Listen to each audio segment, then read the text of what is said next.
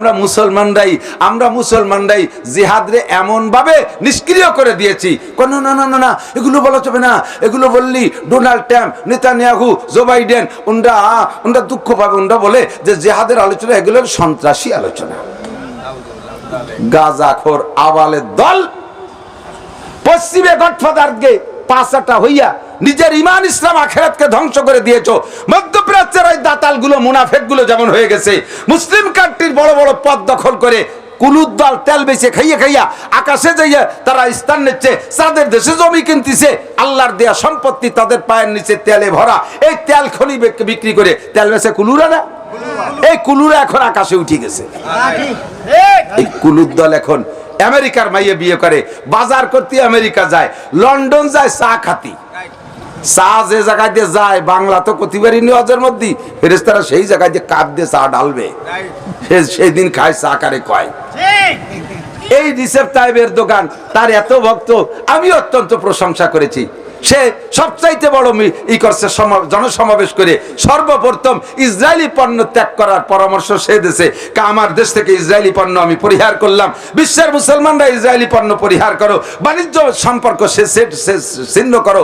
আমি কূটনীতিক উঠে নিয়ে আসছি, ওদের সাথে আমার কূটনৈতিক সম্পর্ক নাই। বাহ্যিকভাবে এমন সুন্দর বক্তব্য দিয়ে সারা পৃথিবীর মুসলমানের কাছে দোয়া নেছে আর প্রশংসা নেছে, অথচ কাম করছে কি জানেন? সবচাইতে বেশি ইসরায়েলের তেল দেশে তুরস্ক এখনো দিয়ে যাচ্ছে, এবং যুদ্ধের অস্ত্র বাড়ানোর জন্য অস্ত্রের যে অংশ, অস্ত্রের যে পার্টসপাতি এবং মাল ম্যাটেরিয়াল সবচেয়ে বেশি দিয়ে যাচ্ছে তুরস্ক ওয়ালা।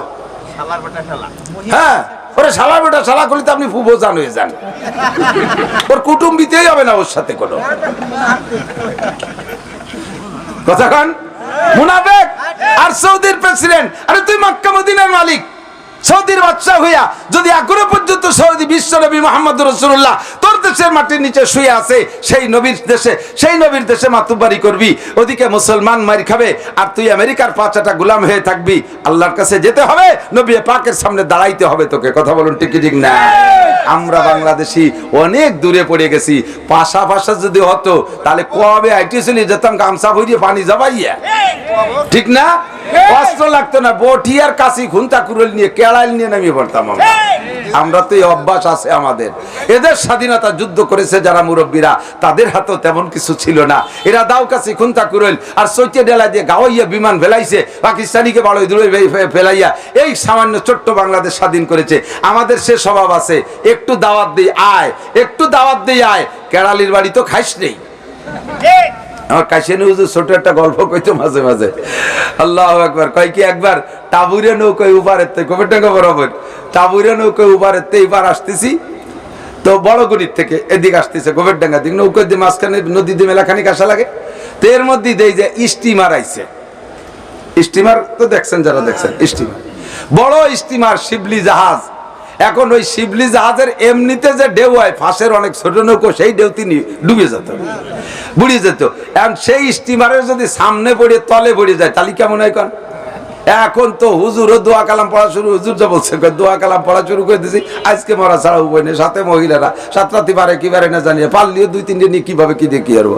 শেষে বয়তে পারছি না, মা টাবুরে মাঝিও তো ভয় পাচ্ছে, সে টাবুরে মাঝি বইঠে দিয়ে এই স্টিমারে এইরকম দেখাচ্ছে। তার মানে সরো আমি ঠেয়াতে আমি বাড়ি উঠতেছি না, তুমি তো স্টিমার আলারও ব্রেক টেরে করে কোনো মতে ব্যাগ গিয়ার টেয়ার দিয়ে কাটাইয়া ওই টাবুরিয়া নৌকো বাসায় দিয়েছে। বাসায় দেওয়ার পর তো সবাই খুশি। তো এবার টাবুরিয়া মাঝি আলা হুজুর রে কয়, হুজুর দেখছেন টাবুরিয়া মাঝির বৈঠের বাড়ির ভয় স্টিমার আলাও করে, এই যে বসে বাড়িতে আছে ও সেই ভয়তে সরিয়ে গেছে। তো বাংলাদেশিকে কেরালির বাড়ির ভয় সব কামান আলার করা লাগবে ইনশাআল্লাহ। কথাক্ষণ ঠিক না? আমরা নামতে রাজি। ওরা তো বিলাসিতায় ভরি গেছে এমন ভাবে, ওরা আন্দোলনই বোঝে না। কারণ জায়গায় বসে বস্তা ভরা তেল বেচার টাকা দিচ্ছে, জায়গায় বসে আরামে খাচ্ছে। কি দরকার আছে সুহি খাতি বুতি কি লেছে নাকি এত লাভালাভি করবো? আমাকে রাজা যা করে করি বেড়েগ।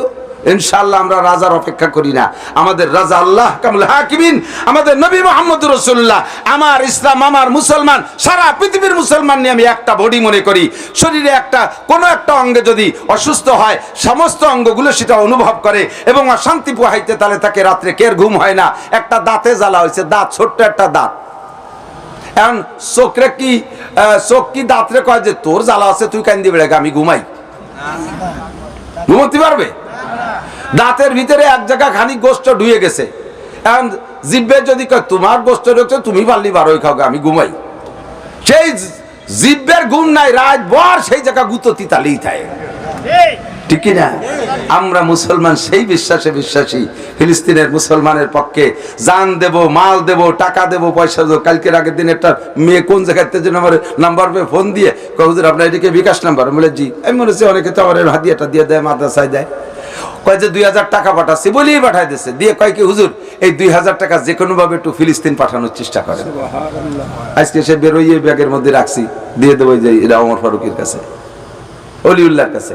আমাদের এই পাশ থেকে সোহাইব ইব্রাহিম সাহেব, ভবানীপুর হুজুর, ওনাদের মাধ্যমে একটা চ্যানেল আছে, আল্লাহর রহমতে টাকা পৌঁছে যাচ্ছে জায়গা মতো, ওমান এবং কাতারের মাধ্যমে পাঠানো যাচ্ছে। এরপরে মহিলাকা হুজুর, মহিলাদের কি কি ও জায়গা জেহাদে যাওয়ার কোনো পথ খুলছে নাকি? কেন কয় যে আমি যাবো, আমার একটা মেয়ে আছে মার কাছে, তুই আমি যুদ্ধ করতে যাবো। পাগল হয়ে গেছে, সে দেখছে ফেসবুকে আসছে, ছবি আসছে, একটা ফিলিস্তিনি মহিলা, ছোট্ট ছোট্ট বাচ্চা একটা কোলে, এই বাচ্চাটা কোলে ইতিমধ্যে অবস্থায় মহিলা গর্ভবতী, গর্ভ ডেলিভারির জন্য কোথায় যাবে জায়গা খুঁজে পাচ্ছে না, কোনো মানুষ নাই, তার স্বামী নাই, স্বামী শহীদ হয়ে গেছে, মা বাপ শহীদ হয়ে গেছে, উপরের বড় বড় সন্তানরা শহীদ হয়ে গেছে, ছোট্ট কোলেরটা শুধু সাথে নিয়ে দৌড়ে বেড়াচ্ছে পাহাড়ের উপরে, ছোট্ট টিলা পাহাড়ে, মরুভূমির ভিতরে যায়, সেখানে এভাবে মোড়ামুড়ি করতেছে। নিজের বাচ্চা তো কোনো মহিলা নিজে ধরতে পারে না, নিজের ডেলিভারি তো নিজে বাচ্চা তো ধরার একজন দাত্রী লাগে, দাত্রী নাই, এভাবে উলট পালাট করে কাঁদতেছে, চিল্লাচ্ছে, কোনো মানুষ তার পাশে নাই। এইটা কোন মানুষ সহ্য করতে পারে? কোনো পুরুষও সহ্য করতে পারে না। আর মহিলারা তো মহিলাদের এই দরদ বোঝে, তাই কয় হুজুর আমি সচক্ষে দেখেছি ছবিটা, আমার মনে চাইতেছে আল্লাহ যদি এবারে যাইতে দেয় আমি কমপক্ষে দাত্রীর কাজ হলিয়ে এই কাজ করতে যাব। দেখেন তো কোনোভাবে পাওয়া যায় নাকি? মুসলমানের ভিতরে তো এরকম ঈমান থাকতে হবে, ঠিক কি না? আল্লাহ পাক এই ঈমানের বদৌলতে আপনাকে ডাক দিয়েছে কি কইয়া? ইয়া আইয়ুহাল্লাযীনা আমানু, আমি তিনটে মাদানী আয়াত পড়ছি। ইয়া আইয়ুহাল্লাযীনা আমানু দুখুলু ফিস সিলমি কাফা, হে অন্ধ জগতের অটল বিশ্বাসী ইমানদাররা, শুধু ইমানদারের দাবি করে বসে থাকলে হবে না, তোমাকে ইমানের পরে ইসলাম গ্রহণ করতে হবে। আগে হবাই বিশ্বাস করে ইমান, মুমিন, বিশ্বাস করলে হয় মুমিন, বিশ্বাস করলে হয় ইমানদার। তুমি বিশ্বাস করেছো তুমি মুমিন, এবার তোমারে মুসলমান হইতে হবে। লা তামুতুন্না ইল্লা ওয়া আনতুম মুসলিমুন, মুমিন হইয়া শুধু আসলে হবে না, আমার কাছে মুসলমানও হয়ে আসতে হবে। বিনা মুসলমানে তুই আমার কাছে আসিস না। আল্লাহ মুসলমান হতে হবে, কতটুকু মুসলমান হলে হবে? আল্লাহ কয় উদখুলু ফিস সিলমি কাফা। খেয়াল করেন, ভাষা ভাষা শোনেন, যার কারণে ওয়াজ কাজে লাগতেছে না, কি যে জ্বালায় পড়ছি। উদখুলু ফিস সিলমি কাফা, অন্তর দিয়ে শুনেন, চক্ষুটাকে আমার দিক লাগান। আল্লাহ কয় মুসলমান না হয়ে মরবা না, পরিমাণ কতটুকু ইসলামের মধ্যে ঢুকতে হবে, তোমাকে পরিপূর্ণ ঢুকতে হবে, 50-50 হলে হবে না। আফাতুমিনুনা বিবাযিল কিতাব ওয়া তাকফুরুনা বিবায, কোরআনের কিছু মানো যেটা তোমার পছন্দ হয়, আর কিছু মানো না, কিছুর পর আমল করো যেটা সহজ মনে হয়, কিছু আবার মানো আমল করো না যেটা তোমার কঠিন মনে হয়, এরকম তুমি করতে পারবা না। আফাতুমিনুনা বিবাযিল কিতাব ওয়া তাকফুরুনা বিবায, যদি তুমি এমন করো যে কিছু মানো কিছু মানবা না, কিছু মুসলমান কিছু অমুসলমানি ভাবে থাকো, তোমার মাথার মধ্যে মুসলমান নাই, তোমার টুপির মধ্যে ইসলাম নাই, তোমার মোসাটা মুসলমানদের মতো না, তোমার দাড়ি মুসলমানদের মতো না, তোমার পোশাক মুসলমানের মতো না, মাঝে মাঝে জুমার নামাজ পড়ো, সুযোগ পাইলে ওয়াক্তীয় নামাজ পড়ো, ঈদের সময় আসলে ঈদের নামাজ পড়ো, টাকা হইলে হজ উমরায় যাও, পয়সা হইলে কিছু যাকাত দাও, কিন্তু তুমি জায়গায় জায়গায় অনেক মাইর খাওয়া আছো, তুমি কিছু মুসলমান কিছু মুসলমান না, এরকম হলে তোমার পরিণতি কি হবে? আল্লাহ কয় ফামা জাযাউ মান ইয়াফআলু যালিকা মিনকুম ইল্লা খিজিয়ুন ফিল হায়াতিদ দুনিয়া। আমার দিক, এমন যদি মুসলমান হও তাহলে 1 নম্বর বিচার হলো দুনিয়ায় যতদিন থাকবা অতদিন সম্মান পাবা না, বেইজ্জতি, অপমানিত হয়ে থাকবা, অমুসলমান কাফের মুশরিকের কাছে মাইর খাবা, পদদলিত হবা, লাঞ্ছিত হবা, অপমানিত হবা। খুঁজে দেখেন আজকে মুসলমানদের পতনের কারণ কিন্তু এই একটা। যারা পাক্কা ইসলাম গ্রহণ করেছে, ইসলামী শাসন ব্যবস্থা ব্যক্তি জীবন থেকে নিয়ে রাষ্ট্রীয় জীবন পর্যন্ত বাস্তবায়ন করেছে, আল্লাহর রহমতে দুনিয়ায় তাদের সম্মান, আল্লাহর পক্ষ থেকে তাদের উপরে রহমত। বিশ্বাস না করেন আপনি একটু বাস্তব বর্তমানে খবর নেন, আজকে খবর পাইলাম আফগানিস্তানের আমিরে শরিয়াত, যিনি সর্বোচ্চ ধর্মীয় নেতা, যিনি উনি ঘোষণা দিয়েছেন আফগানিস্তানের প্রত্যেকটা প্রদেশে ব্যক্তি জীবন থেকে নিয়ে রাষ্ট্রীয় জীবন পর্যন্ত সম্পূর্ণ কোরআনী শরিয়া বাস্তবায়ন করিতে হইবে। কোথাও কোনো বিন্দু মাত্র ছাড় হবে না। জিনা করলে ধরা পড়লে পাথর মেরে শেষ করতে হবে। অবিবাহিত হলে 100 করে ডোরা মারতে হবে। চুরি করে ধরা পড়লে প্রথম ডান হাত কেটে দিতে হবে। এরপর আবার চুরি করলে বাম পায়ের থোড়ার নিচে কেটে দিতে হবে। আবার চুরি করলে বাম হাতের কবজা কেটে দিতে হবে। এরপরে চুরি করবা কি দিয়ে? তারপরও যদি কোনো কায়দায় চুরি করতে পারো আর করো, ধরা পড়লে ডান পায়ের কবজি কেটে দেওয়া হবে। এমন করে শরিয়াতের বিচার বাস্তবায়ন করা হবে। মদ ধরা পড়লে এই বিচার, গাঁজা ধরা পড়লে এই বিচার। ও দোস্ত, এই যে কলা বিচার শুনে ভয় লাগতেছে, এইটা বাস্তবায়ন করলে টেকবে কয়জন? আল্লাহ কয় না, বেশি মরবে না। অফিল কিসাসে হায়াত, প্রতিশোধ মরণের পরিবর্তে প্রতিশোধ মরণ দিয়ে যদি নেওয়া হয়, তাতে মানুষের হায়াত বাড়ে, তাতে মানুষের হায়াত বাড়ে। কিভাবে বোঝেন? কথা বোঝেন?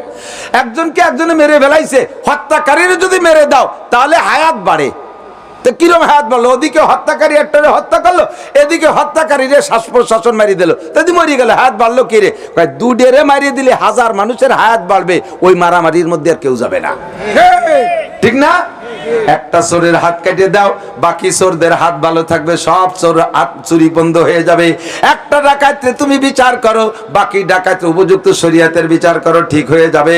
একটা জেনাকর, একটা ব্যভিচারকে ধরা পড়লে আপনি এই পুলিশ লাইনের সামনে রাস্তায় দাঁড়াইয়া চতুর্দিক দিয়ে যদি পাথর মারেন, ও কোথাও সেরে যেতে না পারে। চতুর্দিক দিয়ে যদি পাথর বর্ষণ হয়, আর ওই পাথরের আগেতে যদি মারা যায়, যত চরিত্রহীন লুচ্চ আছে সব লুচ্চ ভয় পেয়ে যাবে, কি যাবে না?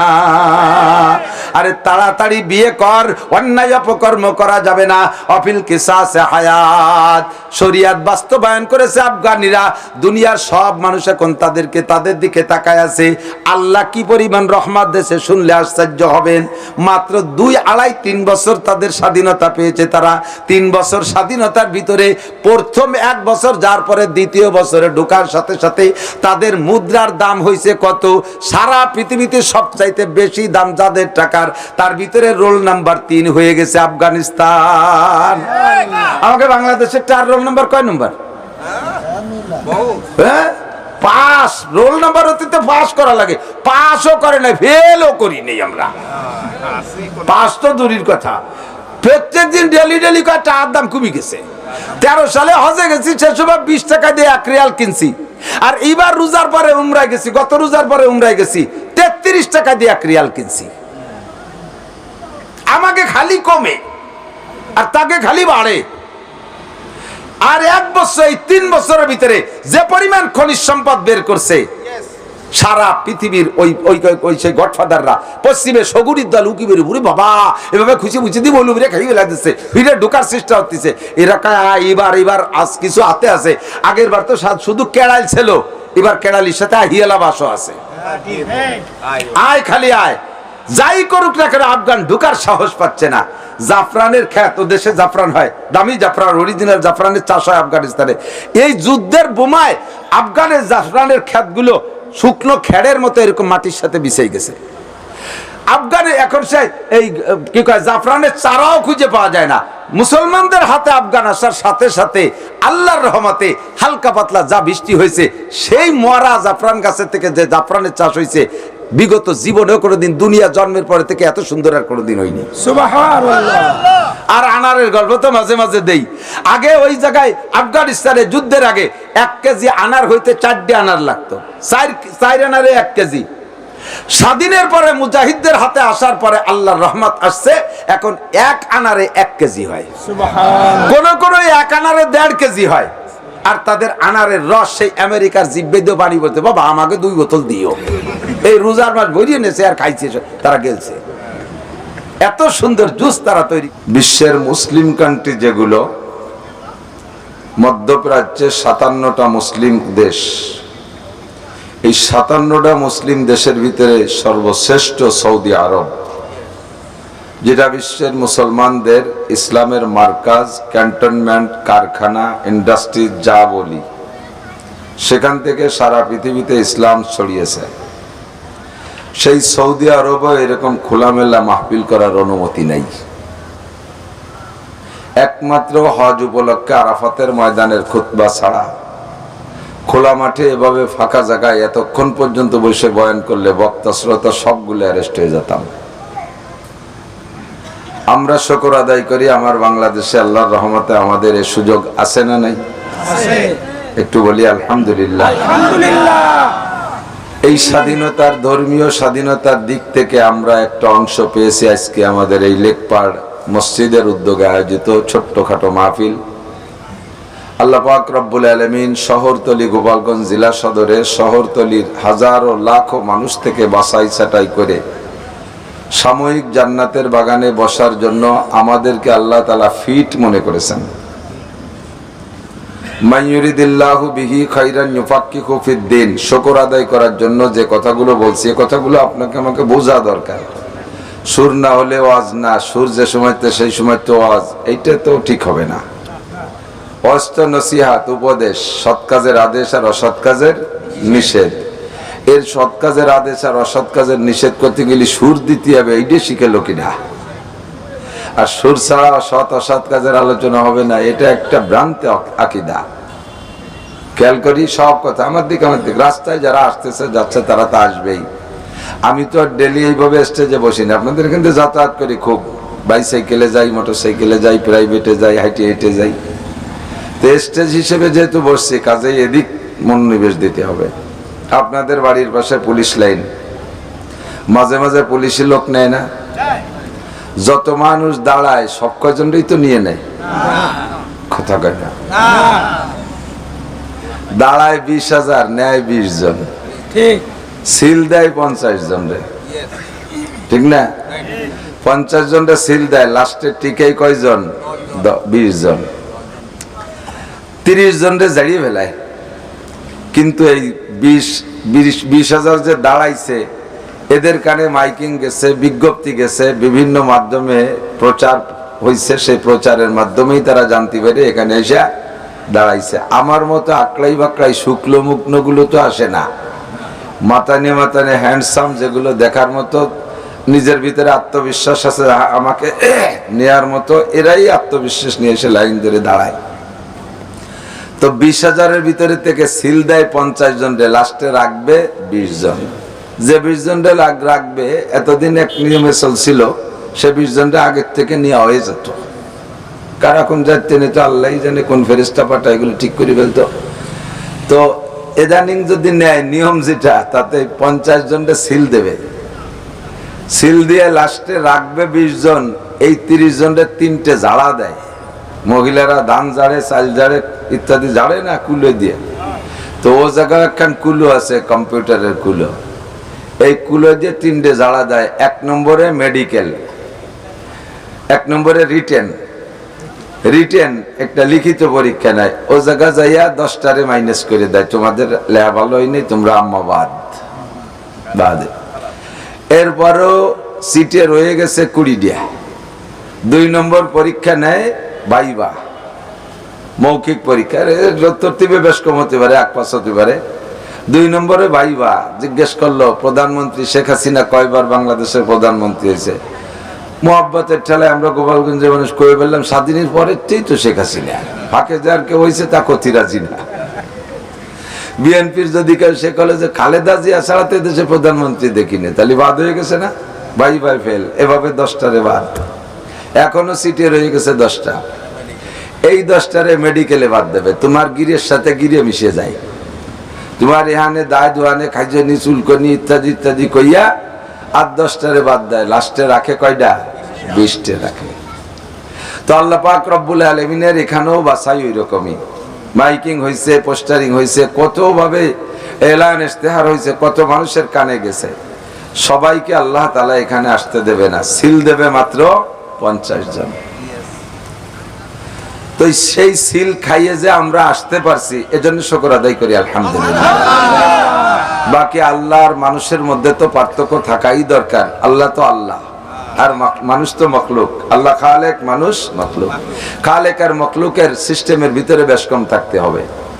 মানুষে 50 জন রে সিল দিয়ে 30টে বাদ দিয়ে 20টে রাখে, আল্লাহ পাক ইচ্ছে করলে যে 50টারে সিল দেশে 50টা ধরেই চাকরি দিয়ে দিতে পারে।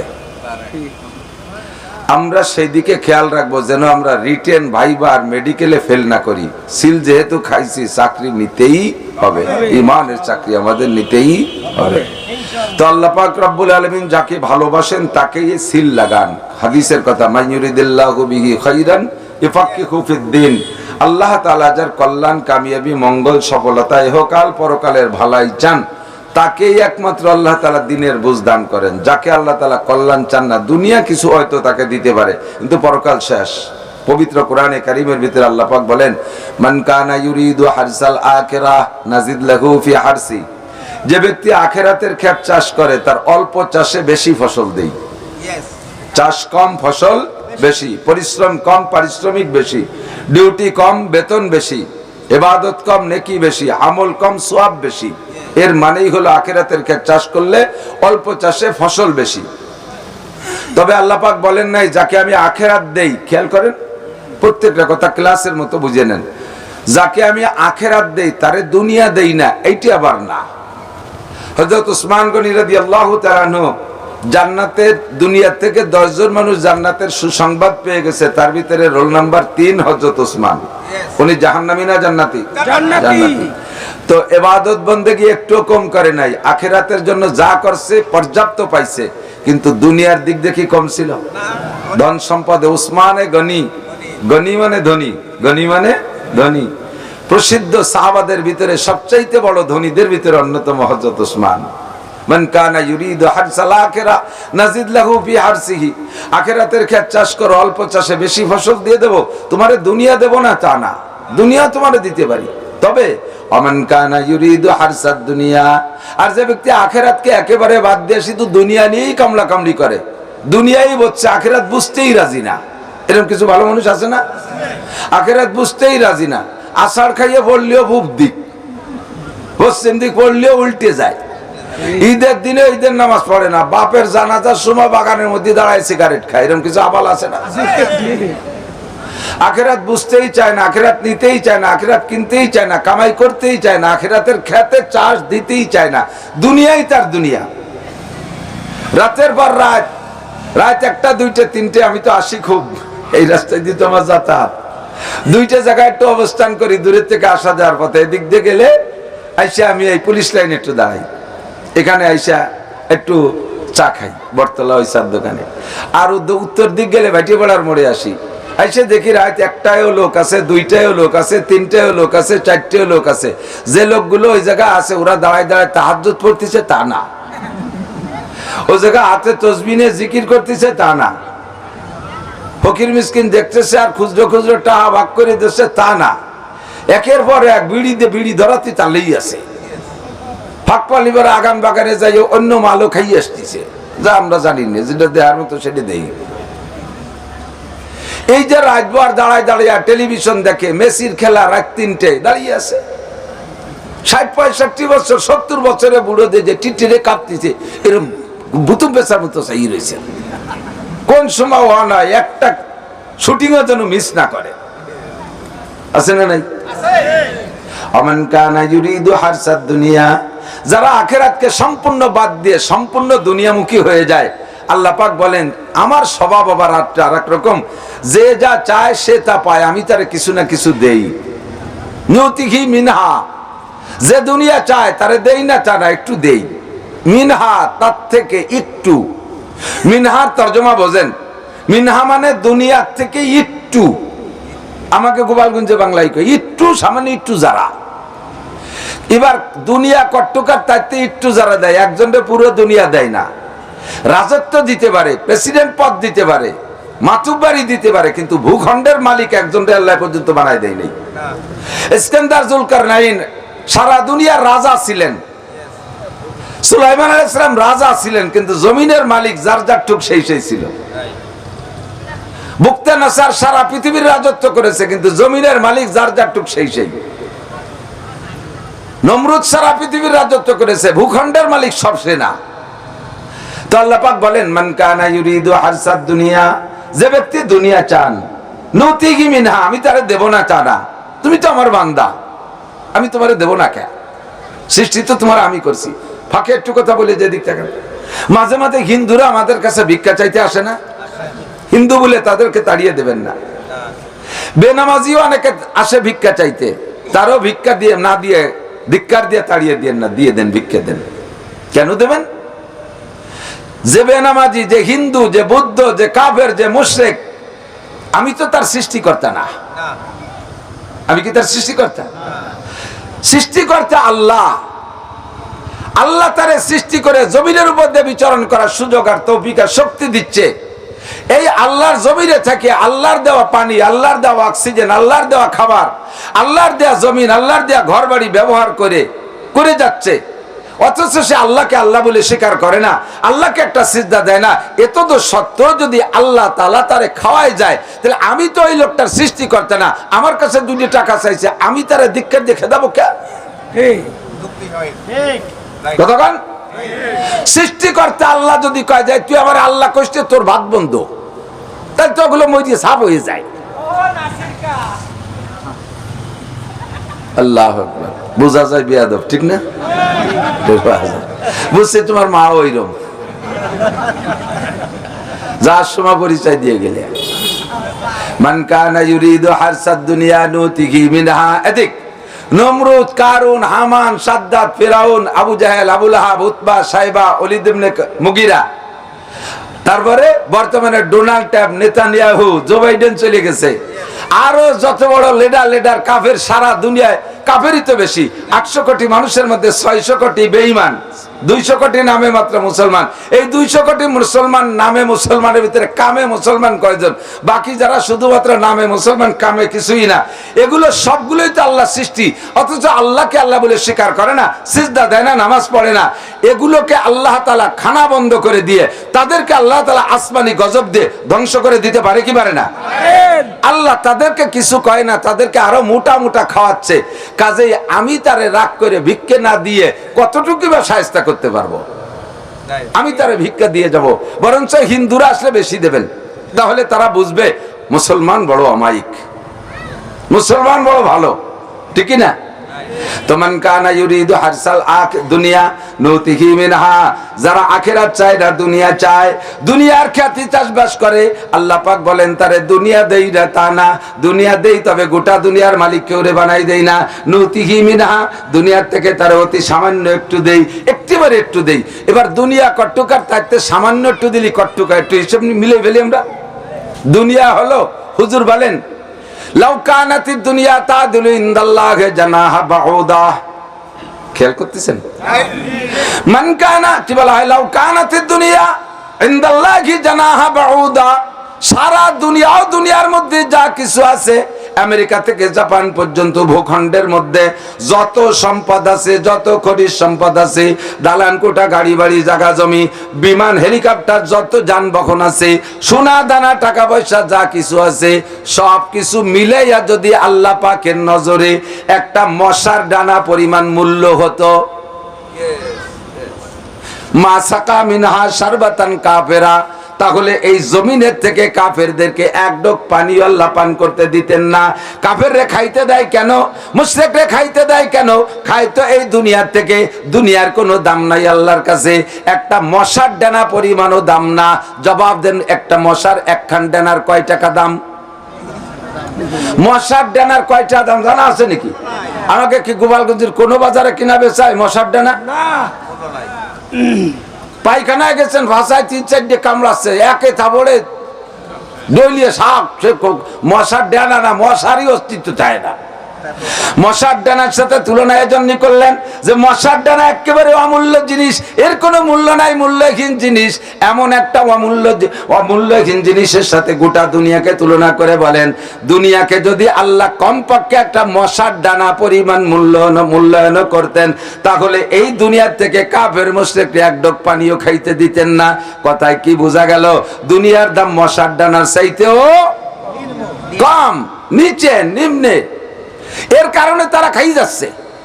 এবার এই যেই দুনিয়ার, গোটা দুনিয়ার দাম মশার ডানার চেয়ে কম, এই দুনিয়া যদি কেউ চায়, তারে আবার এই পুরো দুনিয়া দেয় না, অর্থাৎ মশার ডানার চেয়ে কম, এর সবটুক তারে দেয় না, ওতে আবার একটু যারা দেয়, তালি কন্ত দুনিয়া কি থাকলো?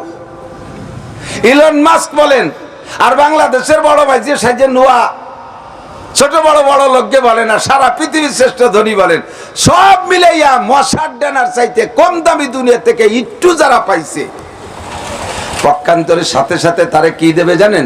ওমালাহু ফিল আখিরাতি মিন নাসিব। দুনিয়া একটু পাইয়ে তুমি খুশি আছো, আখিরাতে তুমি শূন্য, কিছুই পাবা না। আমারে যদি দুনিয়া মোটেই না দেয়, আখিরাত যদি আমারে ভরপুর দেয়, আপনি বেজার না খুশি? বুঝেন নাই কি কইছি? দুনিয়া আমারে মোটেই দেয় নাই, কোনো মতে না খেয়ে আমি জীবন যাপন করেছি, অথবা না খেয়ে মারাও গেলাম, কিন্তু মরণের সময় আমি ঈমান থেকে বিচ্যুত হই নাই, আমি ঈমান ছাড়া হই নাই, ইসলাম ছাড়া হই নাই, আল্লাহ থেকে বিমুখ হই নাই, ইসলামী শরীয়তকে মানার থেকে আমি মুখরে ফিরাই নেই নাই, কানের মধ্যে আমি আঙ্গুল দিয়ে বসে থাকি নাই, আমি ইসলাম শুনছি, মানছি, মানার চেষ্টা করছি। এরই কারণে আমার এই পতন, এরই কারণে আমার এই অভাব, এরই কারণে আমার এই দুর্যোগ, এর কারণে আমি আজকে গুলি খাইলাম। ইসলাম মানার কারণে আমি গুলি খাই, মুসলমান হওয়ার কারণে আমার মাথার পর বোমা পড়ে। কথা বলেন, আর কোনো কারণ না। মুসলমান হওয়ার কারণে আমার মাথার পর বোমা পড়ে, আমার ভিটে বাড়ি আগুনে জ্বলে সরকার হয়ে যাচ্ছে।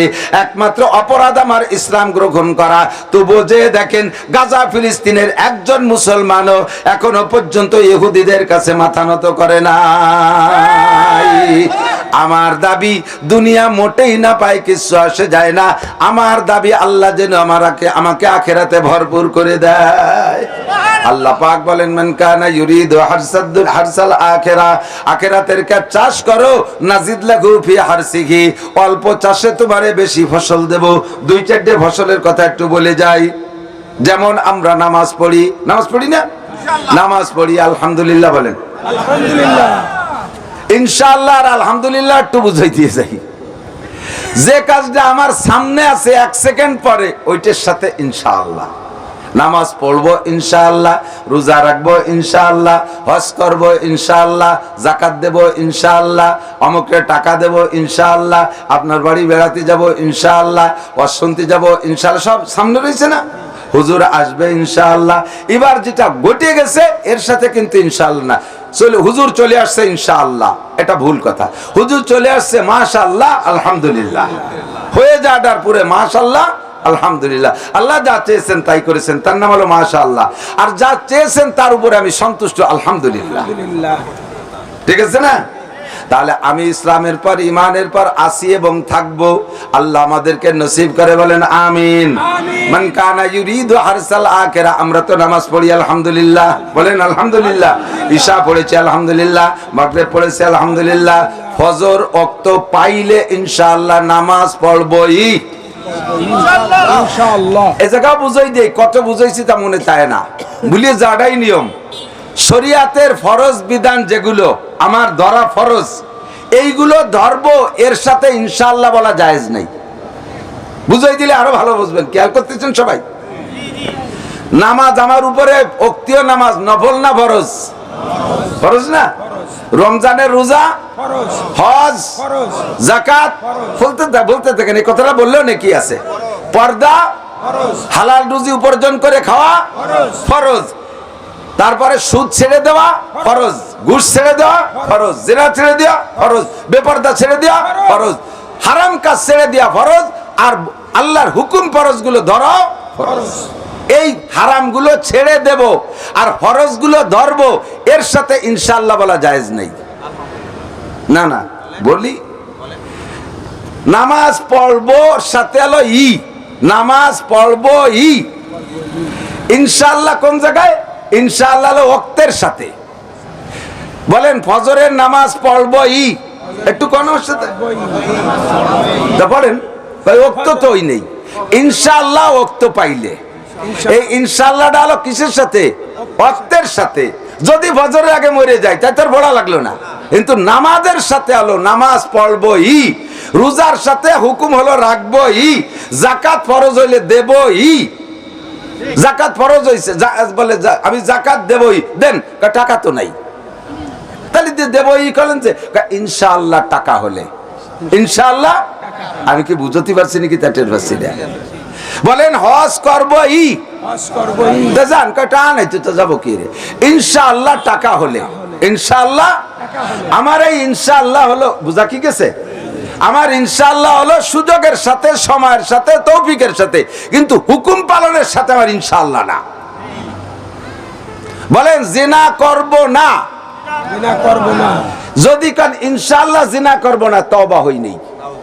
ইনশাআল্লাহ চুরি করব না, তওবা হই নেই। ইনশাআল্লাহ ডাকাতি করব না, তওবা হই নেই। ইনশাআল্লাহ মদ গাঁজা খাবো না, তওবা হই নেই। ইনশাআল্লাহ দাড়ি কাটবো না, তওবা হই নেই।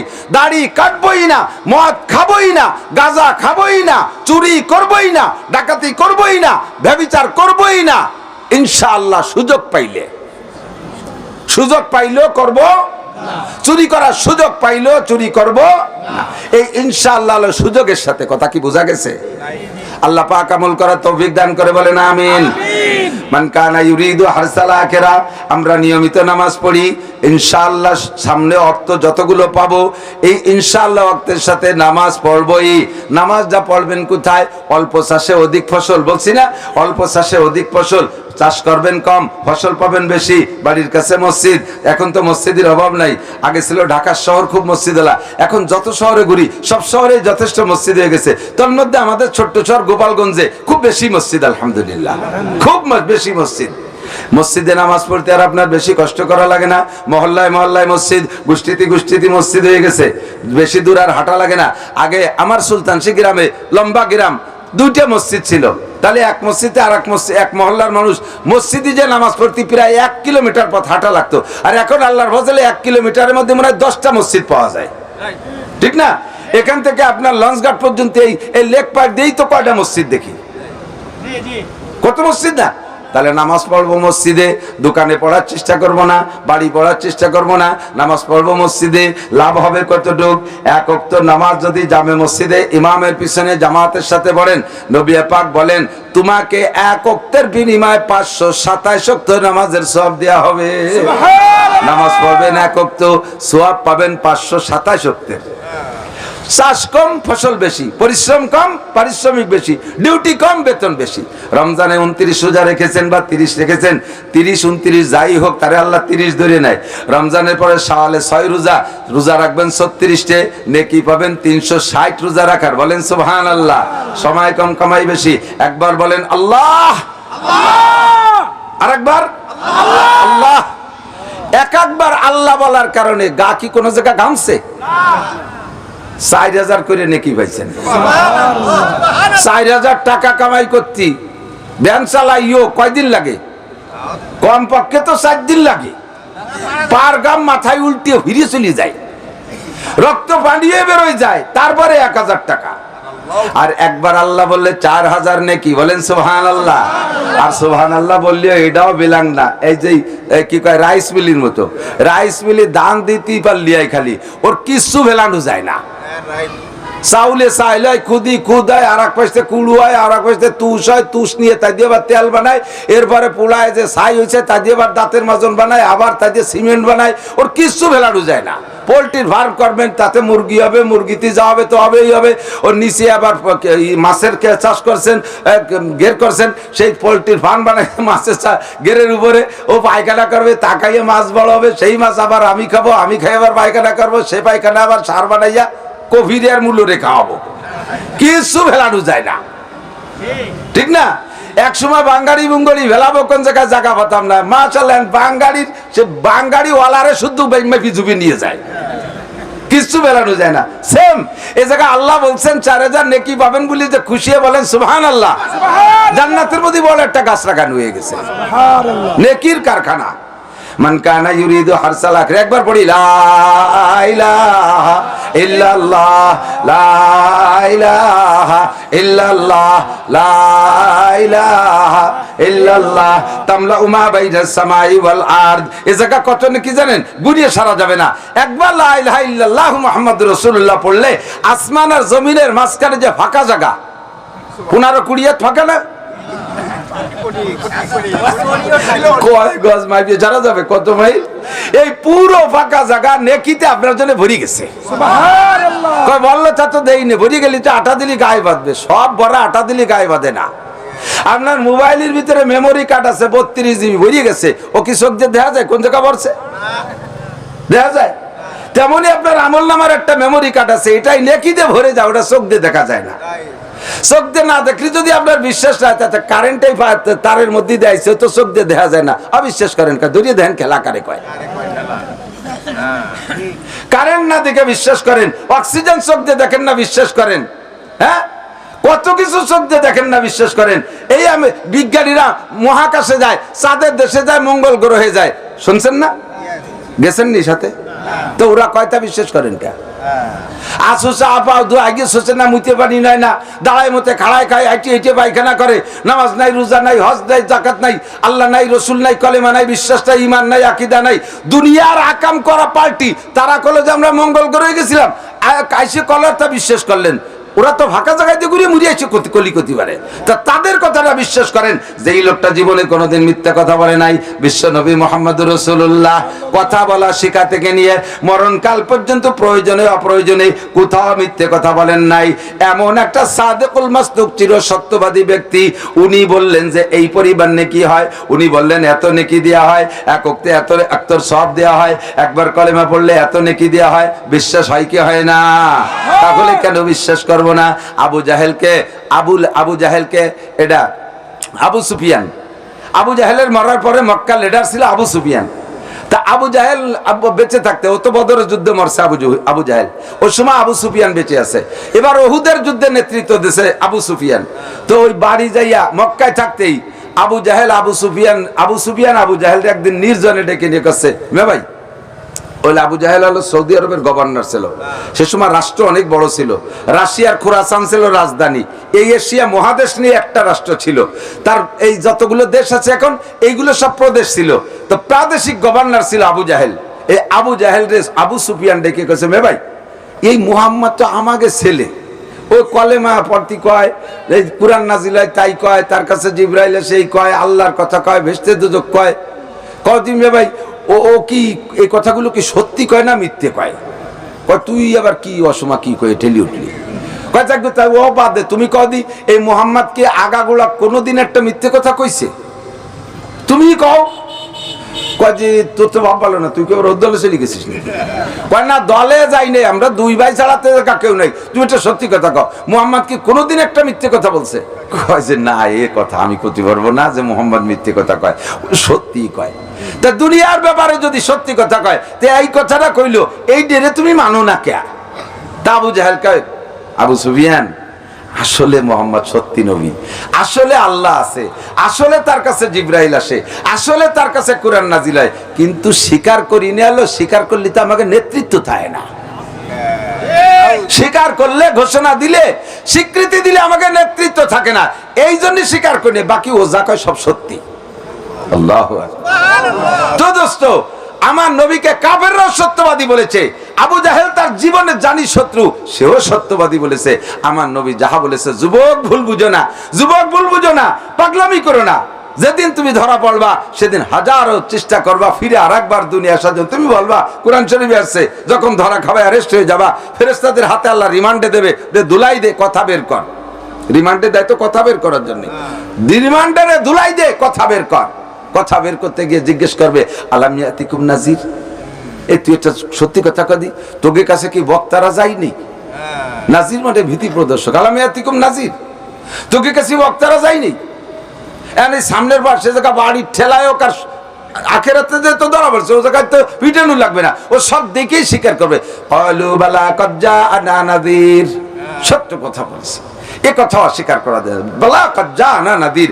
আমাদের কাছে যে কত ভীতি প্রদর্শক আসছেন, জুমার দিন ইমাম সাহেব বয়ান করেছেন, খতিব সাহেব বয়ান করেছেন, এই সব কথাগুলো বলেছে।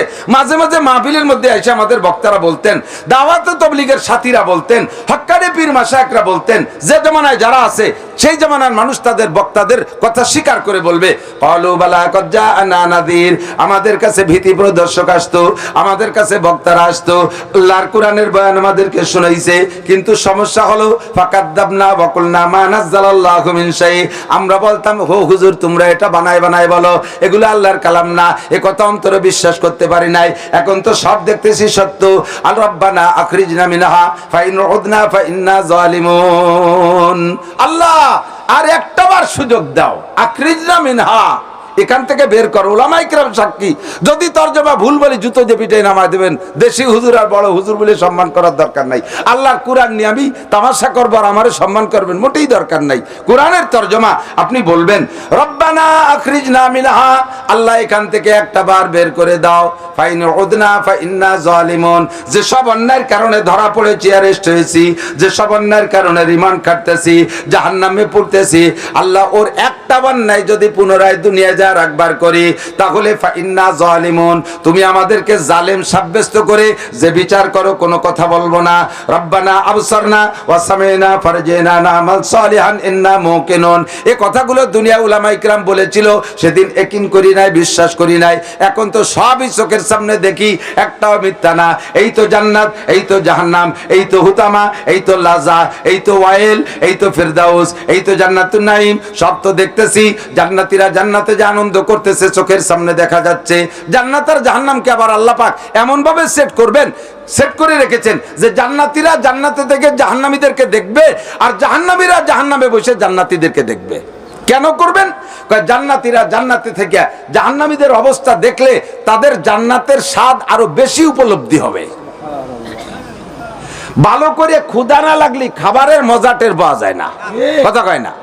জীবনে যত ভালো খানা খাইছেন, যত ভালো খানা খাইছেন, কোন দিন ইফতারির চাইতে মজা পাইছেন কোন?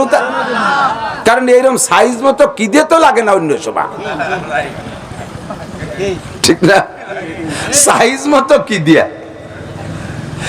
আর আগের আমরা মুরব্বীরা সাক্ষী দেন, পোলাপান বুঝবে না। এই জামানার পোলাপানরা অভাবের কথা, আপনাদের অভাবের কথা বললে এরা বুঝবে না। কমপক্ষে বাংলাদেশ স্বাধীনের পরে যে অভাব দেখেছেন, আটাশ যাও, কুড়োস যাও, কুড়োর দাপড়া মনে আছে না? ডাবের ভাত, ডাবের খই, চিনের চালির ভাত, কতটা খাইছেন। রাস্তার বছর বুনো কচু সাফ করতে শুয়োর লাগতো না, ও আমরাই খুঁজে খুঁজে নিচ্ছে। কচুতি কুল পায় না, মানে আজ খুঁজে গেছি, এক সপ্তাহ পর আবার তার ভাষা খুঁজে বেলাইছে। কচুতি তোকে বোধ বুদ্ধি আছে, হওয়ার সুযোগ দে। এই বুনো কচু উঠে যায় না, এর মুগি মুতা উঠে যায় না, তেতল দিয়ে খাটা রান দিয়ে ওক্ত কাটাইছেন, এরকম মানুষ আছেন না নাই? আমি খেয়েছি, তার আপনারা কেউ স্বীকার না করলে কিছু আসে যায় না। খেয়েছেন বহুত জনে, এখন কি সেই অভাব আছে? সে সময় ওক্তের ওক্তের যে ভাতগুলো খাইতেন, বলেন তো কি পরিমাণ ভালো লাগতো। এখন যে গল্প দেন যে বৌরে কন 5 কেজি তেল আনিয়ে দেয়, তুমি এক সপ্তাহ শেষ হয়ে যায়। আর আগে হাটের তে আব্বা 1 পোয়া তেল আনতো, তাই যে মা সপ্তাহ ভরে আনতো, তাই কি ভালো লাগতো। এই ভালো লাগা ওই তেলের কেরামতি না, বাড়ির একটা তেলের কেরামতি না, কেরামতি হলো ভ্যাটের কেরামতি। কি দিয়ে লাগানো থাকতো সাইজ মতো, যার কারণে তেল দিক আর না দিক সে দৌড়িয়ে দিলে সাইলি বেলাই দিতেন খাইয়ে, ঠিক না? আর এখন কি দিয়ে লাগে? আটা দেন বিস্কুট খান, আটা দেন টোস্ট খান, এনে যান চা খান, ওখানে যান কেক খান, ওখানে যান আরেকটা খান। খাতি সে মেশিন চালুই রয়েছে, খাইকল মানুষের কাছে খাইকল, খাইতে চালে থাকে। ওক্তর আগে কতটা খাইয়েও কিদের পাইন মেরে ছেড়ে দিতেছে। এরপরে সংসারে রান্না হয়, তাই ওক্তলি একটু থালবাটি নিয়ে বসতে হয়, তাই দায় ঠেইয়ে বসে, নইলে খাওয়ার বাড়ি চাহিদা নাই। অভাব নাই দুনিয়ায়, ঠিক না? অভাব নাই দুনিয়ায়, দুনিয়ার থেকে অভাব চলে গেছে। আল্লাহু আকবার। কি কথা বলতে যে সরে চলে আসছি, কিয়ামতের ময়দানে আপনি সবগুলোই দেখবেন। দুনিয়ায় যত অভাব, দুনিয়ার যত কষ্ট, এই কষ্ট বলতে চাইছি সেটা হলো জান্নাত আর জাহান্নাম। ক্ষুধা ভালো না লাগলে খাদ্যের মজা পাওয়া যায় না, ঠিক না? জাহান্নামীদের ওই দুর্গতি চোখ দিয়ে না দেখলে জান্নাতের যে বিশাল মজা, যে নিয়ামত, এই নিয়ামতের পূর্ণ স্বাদ উপলব্ধি হবে না, অনুভূত হবে না। এর কারণে আল্লাহ তাআলা চোখের সামনে দেখাবে, দেখো যে জাহান্নামীরা কি করতেছে, তার এগেনস্টে তোরা কত সুখী আছিস, এদিকে সুখটা বেশি হবে। আর জাহান্নামীদের সামনে আবার জান্নাত খোলা থাকবে, ওরা ওই জায়গা থেকে দেখবে। দেখবে কি জন্য? যে ওরা ওইভাবে কষ্ট করে আর এরা এরকম শান্তিতে আছে, এদের শান্তি দেখলে ওদের কষ্ট আরো বেড়ে যাবে। সেই সময় বলবেন রব্বানা আবসারনা ওয়া সামিনা, এই তো চোখ দিয়ে দেখতেছি আর কানেও শুনতেছি। ফারজিনা নামাল সালিহান ইন্না মুকিনুন, আরেকটা বার তুমি বাটিয়ে দাও। এখন আমাদের শতভাগে কিন হয়ে গেছে, বিশ্বাস হয়ে গেছে। আল্লাহ কা এরে একিন কয় না, এরে বিশ্বাস কয় না। দেখে বিশ্বাসের নাম বিশ্বাস না, দেখা তো দেখা, না দেখার পর যদি কথা মেনে নাও তার নাম বিশ্বাস, ঠিক না? আমি বললাম প্রধানমন্ত্রী চলে আসছে টুঙ্গিপাড়া, এ কথা শুনে যদি বিশ্বাস করেন তার নাম বিশ্বাস। কই হয় এর মধ্যে আসে, এরবারে নিজে চলে গেছেন, যাইয়ে দেখছেন সত্যি সত্যি যদি আইসে থাকে দেখছেন, তাহলে কি এর এবার কি আর বিশ্বাস কয়নি কি এর এত দেহে বেলাইছেন, ঠিক না? জান্নাত দেখি নাই, জাহান্নাম দেখি নাই, আল্লাহ দেখি নাই, পুলসিরাত দেখি নাই, হাসর দেখি নাই, নাসর দেখি নাই, কবর আযাব দেখি নাই। তবে নবী পাক বলেছেন, কোরআনে কারিমে বলেছে, হাদিসে বলেছে, আমার বিশ্বাস আছে না নাই? এর নাম বিশ্বাস। তুমি কবরে যাওয়ার পরে, জাহান্নামে যাওয়ার পরে দেখে বিশ্বাস, ওই বিশ্বাসের 5 পয়সার ভ্যালু নাই দোস্ত। যদি বাঁচতে হয় তাহলে এক্ষুনি ঈমান তৈরি করো। এই ঈমান যার আছে তাকে বলা হয় মুমিন। তারে কি কয়? মুমিন। মুমিনের বাংলা হলো ঈমানদার, বিশ্বাসী। আল্লাহ পাক রব্বুল আলামিন আয়াত খেয়াল করেন, মক্কায় থাকতে আল্লাহ হিজরতের আগের জিন্দেগিটা হুজুরের এর নাম হলো মক্কি জিন্দেগি। হিজরতের পরে যে জিন্দেগিটা এর নাম মাদানী জিন্দেগি। খেয়াল করছেন? তো মদিনায় যাওয়া, হিজরত করে যাওয়ার পরে কি হুজুর কখনো মক্কায় আসছে কিনা? অবশ্যই আসছে। হজ করতে আসছে, উমরা করতে আসছে, আসছে না? তো মদিনায় হিজরত করে যাওয়ার পরে মক্কায় আসলেও বেড়াইতে আসছে, হজ উমরায় আসছে। মক্কায় আসার পরে যদি কোনো আয়াত মক্কায়ও নাজিল হয়েছে, তবুও সে আয়াতের নাম মাদানী আয়াত। সে আয়াতের নাম কি? মাদানী আয়াত। হিজরতের পরে নাজিল হয়েছে, তাই মক্কায় এসে নাজিল হলে তার নাম মাদানী। আর হিজরতের আগে যদি হুজুর তায়েফ গেছে, তাবুক গেছে, এম্বু গেছে, বিভিন্ন শহরে গেছে, জিদ্দায় গেছে, এমনকি যদি মদিনায় যেয়ে থাকে, ওই জায়গা যাওয়া অবস্থায় যত আয়াত নাজিল হয়েছে সব আয়াতের নাম মক্কি আয়াত। এবার মক্কি আয়াতের ভিতরে আল্লাহ তাআলা হিজরতের আগে আল্লাহ পাক কোরআনে কারীমের ভিতরে মানুষকে ডাক দিয়ে কথা বলার জন্য যে শব্দটা ব্যবহার করেছেন সেটা হলো ইয়া আইয়ুহান নাস, হে মানব জাতি। ইয়া আইয়ুহান নাস মানে হে মানব জাতি। মানব জাতির মধ্যে মুসলমান আছে, অমুসলমান আছে, সবই আছে মানব জাতি। আর মক্কা থেকে মদিনায় হিজরত করে যাওয়ার পরে যে আয়াতগুলো নাজিল হয়েছে তন্মধ্যে আল্লাহ তাআলা মানুষকে যদি ডাক দেওয়ার উদ্দেশ্য করেছেন, তাহলে ভাষা ব্যবহার করেছেন ইয়া আইয়ুহাল্লাযীনা আমানু, হে ঈমানদারগণ, বাংলা তরজমা। আর এর তাত্ত্বিক তরজমা হলো হে অন্ধ জগতের অটল বিশ্বাসী পাগলরা, দুনিয়ায় বসে তুমি আল্লাহকে দেখো নাই, আখিরাত দেখো নাই, তুমি আছো অন্ধ জগতে। একজন জন্ম অন্ধ মানুষ যেমন দুনিয়ার কিছুই দেখে না, তুমি দুনিয়ায় আছো আখিরাতের কিছুই দেখো না। কাজেই তোমাকে বলা হয় অন্ধ জগতের মানুষ। তুমি অটল বিশ্বাসী, তুমি অটল বিশ্বাসী, তুমি আল্লাহকে বিশ্বাস করেছো আমার দিক, তুমি আল্লাহকে এমন ভাবে বিশ্বাস করো, আখিরাতকে এমন ভাবে বিশ্বাস করো, কোরআনকে এমন ভাবে তুমি বিশ্বাস করেছো। যদি আমার বিশ্বাসের দিক তাকান, আমার দিক তাকান, আপনাদের কেউকে যদি বলা হয় তোমাকে জাতিসংঘের মহাসচিব বানাই দেওয়া হবে, জাতিসংঘের মহাসচিব বানাই দেওয়া হবে, তুমি শুধু বলবা আল্লাহ নাই আর রাসূল মিথ্যা, এ কথা কি বলতে রাজি? কথা বলেন রাজি? শুধু জাতিসংঘের মহাসচিব না, গোটা পৃথিবীর ভূখণ্ড দলিলও যদি আমারে করে দেয় স্থায়ী ভাবে, আমার মরণ কাল পর্যন্ত আমাকে দলিল করে দেয়, সারা দুনিয়ার মালিক তুমি শুধু বলবা আল্লাহ নাই রাসূল নাই, আখিরাত ভুয়া, উলামায়ে কেরাম যা বলে কোরআন কিতাব সব মিথ্যা কথা, এ কথা আমি জীবনেও বলতে রাজি না।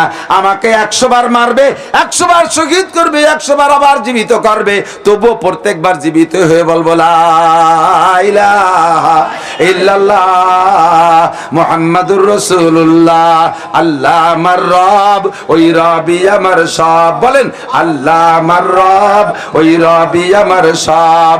আমি দুনিয়ার কেউকে মানি না, আল্লাহ আমার রব, আমি আখিরাতকে মানি। আল্লাহ পাক বলেন তুমি অন্ধ জগতের অটল বিশ্বাসী পাগল। প্রমাণ করেছে গতকাল ঢাকায়,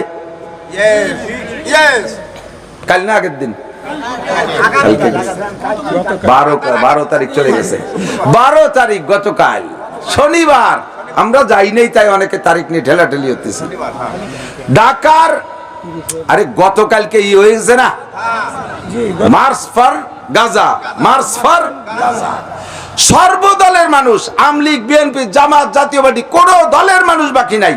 আল্লাহর রহমতে এই পরিমাণ মানুষ ঢাকার বুকে কোন প্রোগ্রামে জমা হয় নাই। ওই যে সমন্বয় যা কয়, যত মিটিং মিছিল বলুক, গতকালকের পরিমাণ হয় নাই।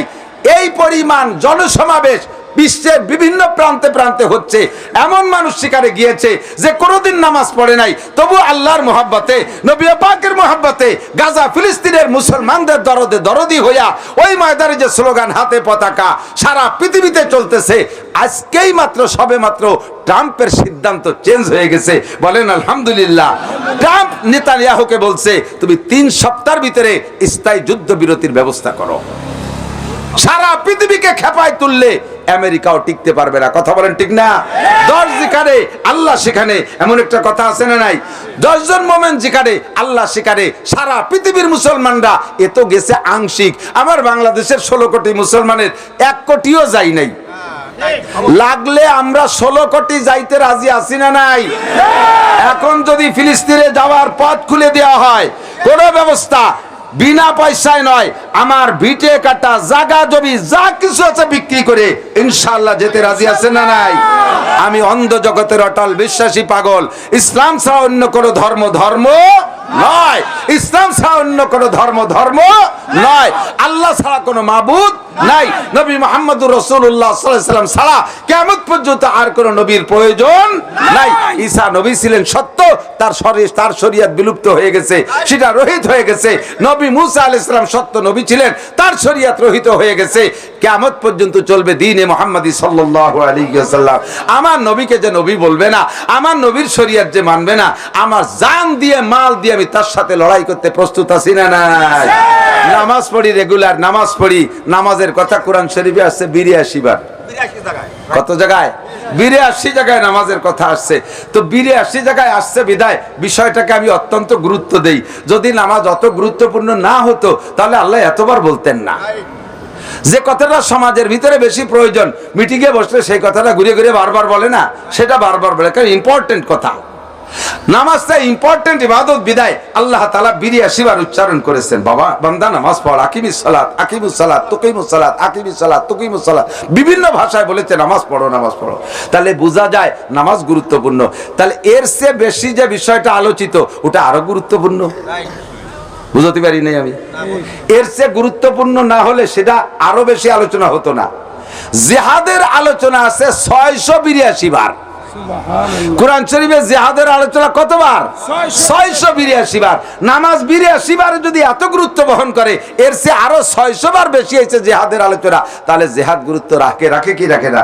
আজকে আমরা মুসলমানরাই জিহাদরে এমন ভাবে নিষ্ক্রিয় করে দিয়েছি, না না না না এগুলো বলা যাবে না, এগুলো বললি Donald Trump, Netanyahu, Joe Biden ওনরা দুঃখ পাবে, ওনরা বলে যে জিহাদের আলোচনা এগুলোর সন্ত্রাসী আলোচনা।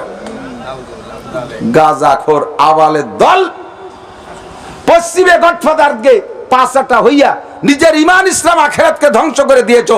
মধ্যপ্রাচ্যের ওই দাতালগুলো, মুনাফিকগুলো যেমন হয়ে গেছে, মুসলিম কান্ট্রির বড় বড় পদ দখল করে কুলুদ দল তেল বেচে খাইয়া আকাশে যাইয়া তারা স্থান নিচ্ছে, তাদের দেশে জমি কিনতেছে, আল্লাহর দেয়া সম্পত্তি তাদের পায়ের নিচে তেলে ভরা। এই তেল খনি বিক্রি করে তেল বেচে কুলুরা না, এই কুলুরা এখন আকাশে উঠে গেছে। এই কুলুর দল এখন আমেরিকার মাইয়ে বিয়ে করে, বাজার করতে আমেরিকা যায়, লন্ডন যায় চা খাতি। চা যে জায়গায় দিয়ে যায়, বাংলা তো কতিবারই নিওয়াজের মধ্যে ফেরেশতারা সেই জায়গায় দিয়ে কাপ দিয়ে চা ঢালবে, সেই দিন খায় চা কারে কয়। এই রিসেপ তাইবের দোকান, তার এত ভক্ত, আমি অত্যন্ত প্রশংসা করেছি। সে সবচাইতে বড় করছে জনসমাবেশ করে সর্বপ্রথম ইসরায়েলি পণ্য ত্যাগ করার পরামর্শ সে দিয়েছে।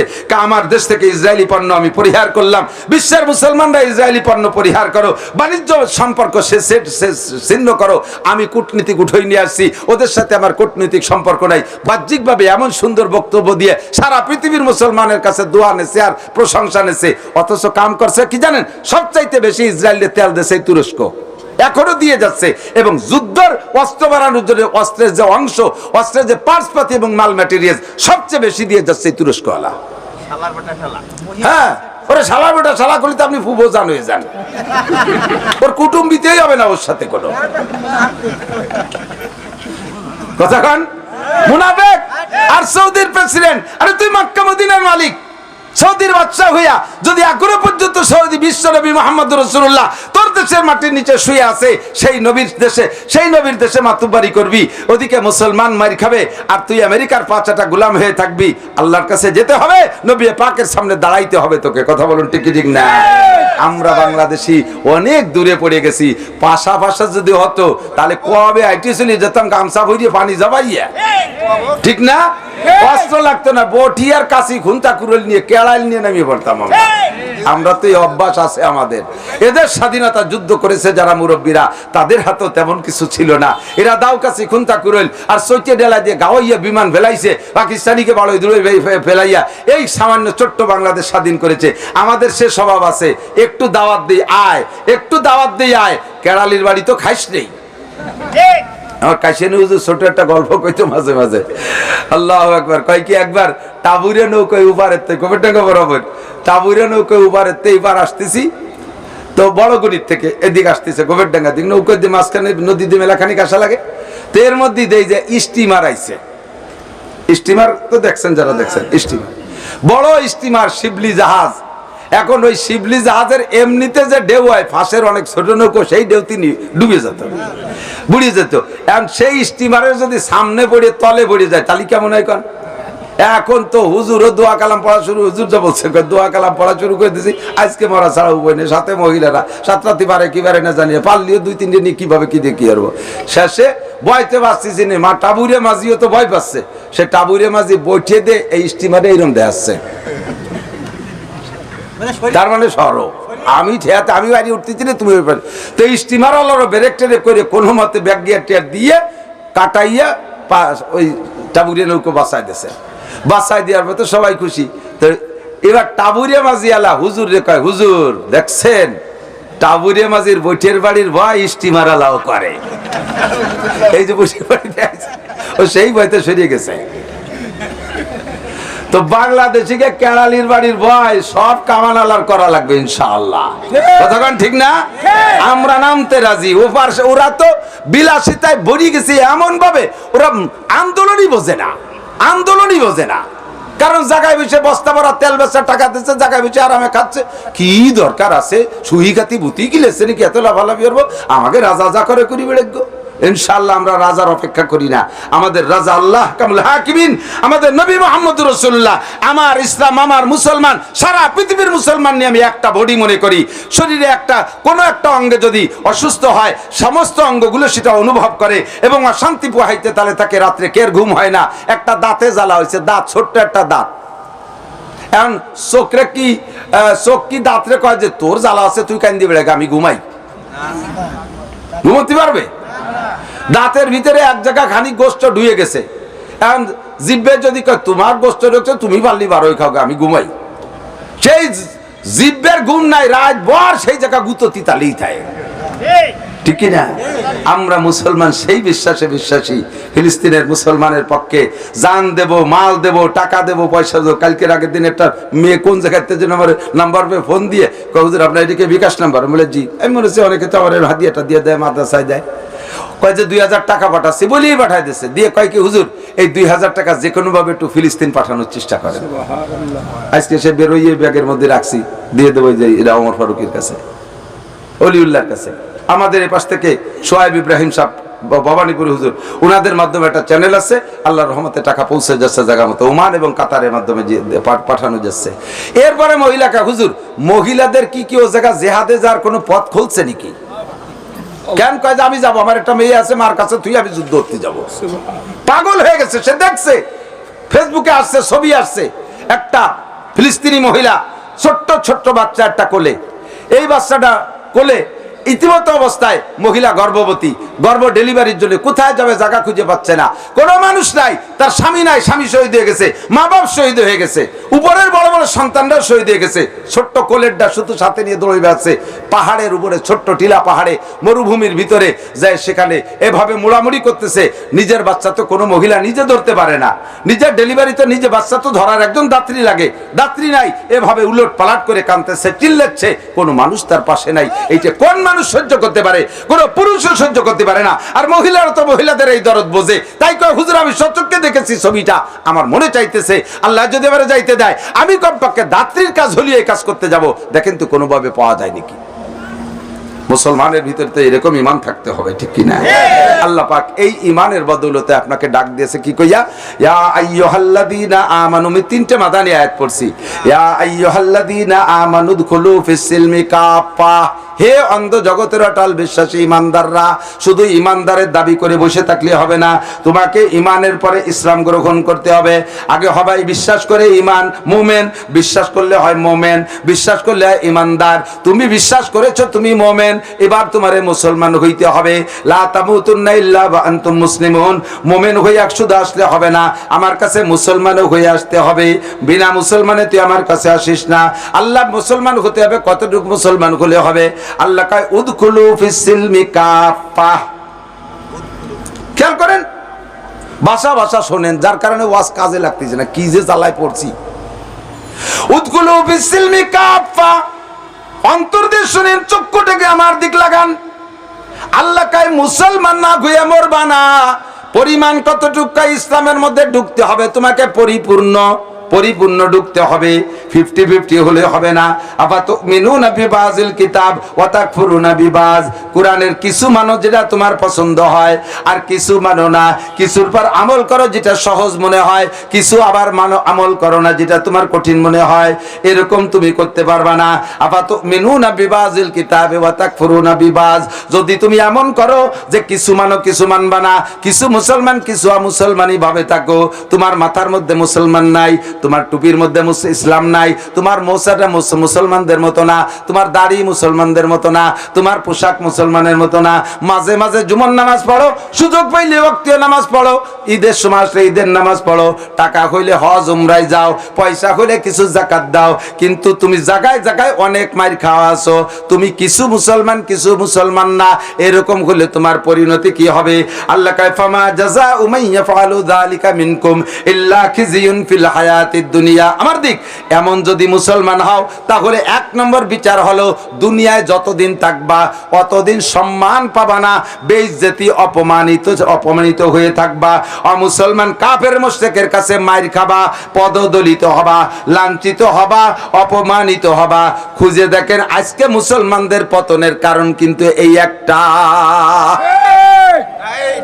যারা পাক্কা ইসলাম গ্রহণ করেছে, ইসলামী শাসন ব্যবস্থা ব্যক্তি জীবন থেকে নিয়ে রাষ্ট্রীয় জীবন পর্যন্ত বাস্তবায়ন করেছে, আল্লাহর রহমতে দুনিয়ায় তাদের সম্মান, আল্লাহর পক্ষ থেকে তাদের উপরে রহমত। বিশ্বাস না করেন আপনি একটু বাস্তব বর্তমানে খবর নেন। আফগানিস্তান, আজকে খবর পাইলাম আফগানিস্তানের আমিরে শরিয়াত, যিনি সর্বোচ্চ ধর্মীয় নেতা, যিনি উনি ঘোষণা দিয়েছেন আফগানিস্তানের প্রত্যেকটা প্রদেশে ব্যক্তি জীবন থেকে নিয়ে রাষ্ট্রীয় জীবন পর্যন্ত সম্পূর্ণ কোরআনী শরিয়া বাস্তবায়ন করিতে হইবে। কোথাও কোনো বিন্দু মাত্র ছাড় হবে না। জিনা করলে ধরা পড়লে পাথর মেরে শেষ করতে হবে। অবিবাহিত হলে 100 করে ডোরা মারতে হবে। চুরি করে ধরা পড়লে প্রথম ডান হাত কেটে দিতে হবে। এরপর আবার চুরি করলে বাম পায়ের থোড়ার নিচে কেটে দিতে হবে। আবার চুরি করলে বাম হাতের কবজা কেটে দিতে হবে। এরপরে চুরি করবা কি দিয়ে? তারপরও যদি কোনো কায়দায় চুরি করতে পারো আর করো, ধরা পড়লে ডান পায়ের কবজি কেটে দেওয়া হবে। এমন করে শরিয়াতের বিচার বাস্তবায়ন করা হবে। মদ ধরা পড়লে এই বিচার, গাঁজা ধরা পড়লে এই বিচার। ও দোস্ত, এই যে কলা বিচার শুনে ভয় লাগতেছে, এইটা বাস্তবায়ন করলে টেকবে কয়জন? আল্লাহ কয় না, বেশি মরবে না। অফিল কিসাসে হায়াত, প্রতিশোধ মরণের পরিবর্তে প্রতিশোধ মরণ দিয়ে যদি নেওয়া হয়, তাতে মানুষের হায়াত বাড়ে, তাতে মানুষের হায়াত বাড়ে। কিভাবে বোঝেন? কথা বোঝেন? একজনকে একজনে মেরে ফেলাইছে, হত্যাকারীর যদি মেরে দাও তাহলে হায়াত বাড়ে। তো কিরম হায়াত বাড়লো? ওদিকে হত্যাকারী একটারে হত্যা করলো, এদিকে হত্যাকারীরে শ্বাস প্রশ্বাসন মারিয়ে দিল, যদি মরি গেলে হায়াত বাড়লো কি রে? দুডেরে মারিয়ে দিলে 1000 মানুষের হায়াত বাড়বে। ওই মারামারির মধ্যে আর কেউ যাবে না, ঠিক না? একটা চোরের হাত কেটে দাও, বাকি চোরদের হাত ভালো থাকবে, সব চোর চুরি বন্ধ হয়ে যাবে। একটা ডাকাতে তুমি বিচার করো, বাকি ডাকাতে উপযুক্ত শরিয়াতের বিচার করো, ঠিক হয়ে যাবে।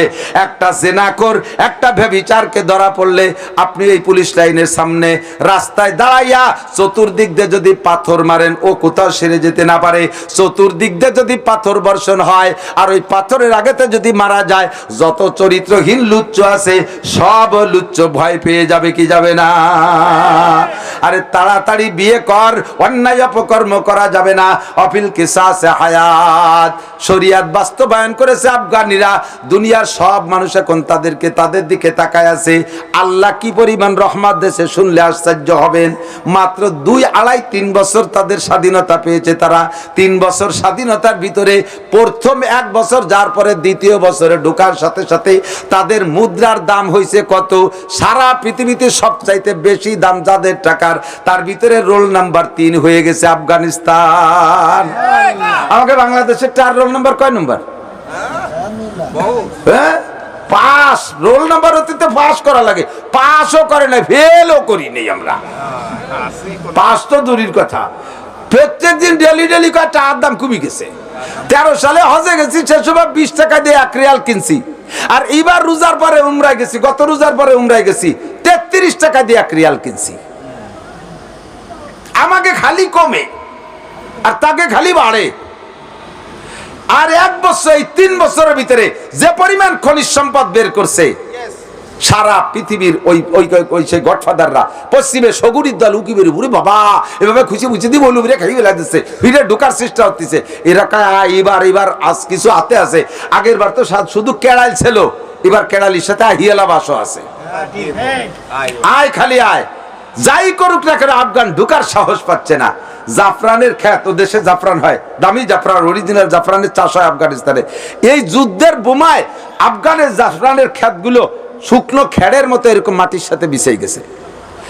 আফগানে এখন সে এই কি কয় জাফরানের চারাও খুঁজে পাওয়া যায় না। মুসলমানদের হাতে আফগান আসার সাথে সাথে আল্লাহর রহমতে হালকা পাতলা যা বৃষ্টি হয়েছে, সেই মরা জাফরান গাছের থেকে যে জাফরানের চাষ হয়েছে, বিগত জীবনেও কোনোদিন দুনিয়া জন্মের পরে থেকে এত সুন্দর আর কোনোদিন হয়নি। সুবহানাল্লাহ। আর আনারের গল্প তো মাঝে মাঝে দেই। আগে ওই জায়গায় আফগানিস্তানে যুদ্ধের আগে 1 কেজি আনার হইতে 4 আনার লাগতো, 4 আনারে 1 কেজি। স্বাধীনের পরে মুজাহিদদের হাতে আসার পরে আল্লাহর রহমত আসছে, এখন 1 আনারে 1 কেজি হয়। সুবহানাল্লাহ। কোন 1 আনারে 1.5 কেজি হয়। আর তাদের আনারের রস সেই আমেরিকার জিব্বে দিয়ে বাড়ি বলতে, বাবা আমাকে 2 বোতল দিও। এই রোজার মাস ভরিয়ে নেছে আর খাইছে, তারা গেলছে। এত সুন্দর জুস তারা তৈরি করেছে। আল্লাহ কালা ফাতাহনা আলাইহিম বারাকাতিম মিনাস সামাই ওয়াল আরদ। আমরা বাংলাদেশে অনেক শাসন দেখছি। আমাদের গোপালগঞ্জে নির্ভেজাল আমলিগ, আমরা দুনিয়ায় নির্ভেজাল আমলিগ। তো আমলিগের শাসনও দেখেছি, বিএনপির শাসনও দেখেছি। সিডার, সুনামি, নার্গিস, আইলা, আমপান, বুলবুল, ফানি, ঘূর্ণিঝড়, ভূমিকম্প, ভূধস, অগ্নিবৃষ্টি, অনাবৃষ্টি, অতিবৃষ্টি, জলোচ্ছ্বাস, টন্নের নার্গিস, কতটা দেখছি। কোন সরকারের কারণে এগুলোর হাত থেকে আমরা বাঁচতে পারি না। পেঁয়াজের দাম 300-400 টাকা দেখছি, চামড়ার দাম 40-50 টাকা দেখছি, কত উল্টো পাল্টা দেখছি না। আজ থেকে 20 বছর আগে একটা চামড়া বিক্রি করছি গরুর চামড়া মাদ্রাসায় কুরবানির সময় 2800, 3000, 3200 টাকা। সব জিনিসের দাম বাড়ে, চামড়ার দাম চলে গেছে 150 টাকায়। কারণটা কি? এই কারণটা কোথায়? কেন গেল চামড়ার দাম? কোথায় গেল? আমার মাদ্রাসায় গতবার আইডিয়ার চামড়া কটা নিয়েছে, গাছ চামড়া নেবে না বলে, এমনি নে কয় না, এমনিও নেবো না। আমার তাই কি আর বাড়ি পয়সা গন্ধ হবে না, তোকে গাড়িতে নিয়ে ওই বেশে গাঙ্গে ফেলাই দিয়ে যাস, কলে তাহলে 200 টাকা দিতে হবে। ফিরিয়েও নেবে না, 200 টাকা দিয়ে তারপরে সেই কটা খেদাইছি মাদ্রাসায়। গেল কোথায় দাম? সব দেখছি, কোন সরকারকে দেখতে বাকি নাই। একটু মনে মনে লোভ হয়, আল্লাহ তাআলা আফগানিস্তানের মতো আমাদের দেশে এইরকম রহমতের বরকতের একটা ব্যবস্থা যদি করে, এটা আমলিগের মাধ্যমেই করুক, এটা আমলিগের মাধ্যমে করে, আমি কোনো দলের কথা বলছি না। যদি এই কোরআনী ব্যবস্থা আমলিগের মাধ্যমে করে তবুও রহমত আসবে। বিএনপির মাধ্যমে যদি কোরআনী শাসন ব্যবস্থা হয় তবু আসমান থেকে রহমত আসবে। আমি কোনো হুজুরকে দল বলছি না, জেনারেল দলগুলোর মাধ্যমে যদি কোরআনী শাসন ব্যবস্থা আসে দেশে, তাহলে আসমানি রহমত আসবে। আর যদি তাদের দ্বারা সম্ভব না হয়, যাদের দ্বারা সম্ভব হয় তাদের দ্বারা আল্লাহ করাক। আমরা শান্তি পেতে চাই, কথা বলেন ঠিক ঠিক না? শান্তির স্লোগান জীবন ভরে দেই, কিন্তু শান্তি কোথাও খুঁজে পাই না। আল্লাহকে শান্তি পাইতে হলে উদখুলু ফিস-সিলমি কাফা। 50 মুসলমান হওয়ার দরকার নাই, 50 মুসলমান হওয়ার দরকার নাই। উদখুলু ফিস-সিলমি কাফা, পাক্কা মুসলমান হও। ওয়ালা তামুতুন্না ইল্লা ওয়া আনতুম মুসলিমুন। ইয়া আইয়ুহাল্লাযীনা আমানু উদখুলু ফিস-সিলমি কাফা। এবার পাক্কা মুসলমানিত্ব ধরে রাখার জন্য একটা পরামর্শ আল্লাহ দেয়। শুনেন, একটা পরামর্শ আল্লাহ দেয়, কয় পাক্কা মুসলমানির থেকে তোমাকে কান ধরে বের করে দেয় একটা ভদ্রলোক। ওই ভদ্রলোকটার নাম হলো মিস্টার ইবলিস। ও কি ভদ্রলোকটা অভদ্র? ও আমার বন্ধু না দুশমন? কথা কন, বন্ধু না শত্রু?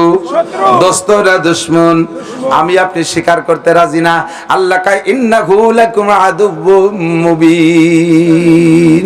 বুঝিস রে খালি তোরা, এ তোদের পরম শত্রু। বুঝেন নাই? আমাদের আওয়ামী লীগালাদের পরম শত্রু কারা? যারা আমাদেরকে ক্ষমতার থেকে এভাবে বঞ্চিত করে দিয়েছে, আমাদের এই ক্ষতি করছে, তারা আমাদের পরম শত্রু। আমরা ছিলাম জান্নাতের মধ্যে, আমাদের জান্নাত থেকে বের করে দিয়েছে শয়তান। কিরা বের করছে? কাজেই শয়তান আমাদের দোস্ত না দুশমন? দোস্ত না দুশমন? যে আমাকে আমার বাড়ি থেকে ভিটে ছাড়া করে দেয়, সে আমার শত্রু। কতক্ষণ আমি চেয়ারম্যান আছি, আমার চেয়ারম্যান পদের থেকে যে আমারে সরাই দিয়ে আমার চেয়ারে বসতে চায়, সে আমার শত্রু? ঠিক না? আমরা ছিলাম জান্নাতে, আব্বা যে আদম হাওয়া আলাইহিস সালাম, মা ইন্দ্রা ছিলেন জান্নাতে। উন্ডা দুজন যদি জান্নাতে টিকে যেতে পারতো, তাহলে কিন্তু আমাদের সবার জন্ম হতো জান্নাতে। আর জান্নাতে হলে আমলিগ বিএনপি মারামারি দাঙ্গা হাঙ্গামা, সমন্বয় অসমন্বয়, এ নিয়ে কোনো জয় ঝামেলা ছিল না। দুনিয়ার কোনো আকাম কুকাম আমাদের চোখের সামনে পড়তো না, বেশতের ভিতরে কোনো আকাম নাই। তাহলে কি সুন্দর নিরিবিলি ভাবে জীবন করে কাটাতে। ওই জায়গা থেকে আমাদেরকে বের করে দিয়েছে যে, সে হলো শয়তান। আল্লাহ কয় তোমরা লা ইয়া আইয়ুহাল্লাযীনা আমানু লা তাত্তাখিযু আদুওয়ি ওয়া আদুওয়াকুম আউলিয়া। আর একটা মাদানী আয়াত আল্লাহ পাক ডাকতে বলে, হে অন্ধ জগতের অটল বিশ্বাসী পাগলরা, তোমরা আমার শত্রু আর তোমাদের শত্রুরে বন্ধু বানাবা না।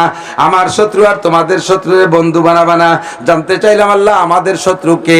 আল্লাহ কয় শয়তান তোমাদের শত্রু। ইন্নাহু লাকুম আদুউম মুবিন। সে তোমাদেরকে ভেস্তের থেকে বের করে দিয়েছে, আবার ভেস্তে যাইতে দেবে না প্রতিজ্ঞা করেছে। সে আবার ভেস্তে যাইতে দেবে না প্রতিজ্ঞা করেছে। কয় সুম্মা লাআকুদান্না লাহুম সিরাতাকাল মুস্তাকিম। জান্নাতে যার যে বিশ্ব রোডের চৌরাস্তা, ওই চৌরাস্তা আমি বসবো, তোমার বনি আদম একটাকে আমি জান্নাতে যাইতে দেব না। তাহলে শয়তান আমার দোস্ত না দুশমন? আল্লাহ কয় ওরে বন্ধু বানাইস না। ও বন্ধুত্ব, ও বন্ধু হইয়া কি করে? ওরে চিনা বড় কঠিন। ও মানুষের রগ রিসার মধ্যে ঢোকে, ও বিভিন্ন রূপে রূপান্তরিত হতে পারে।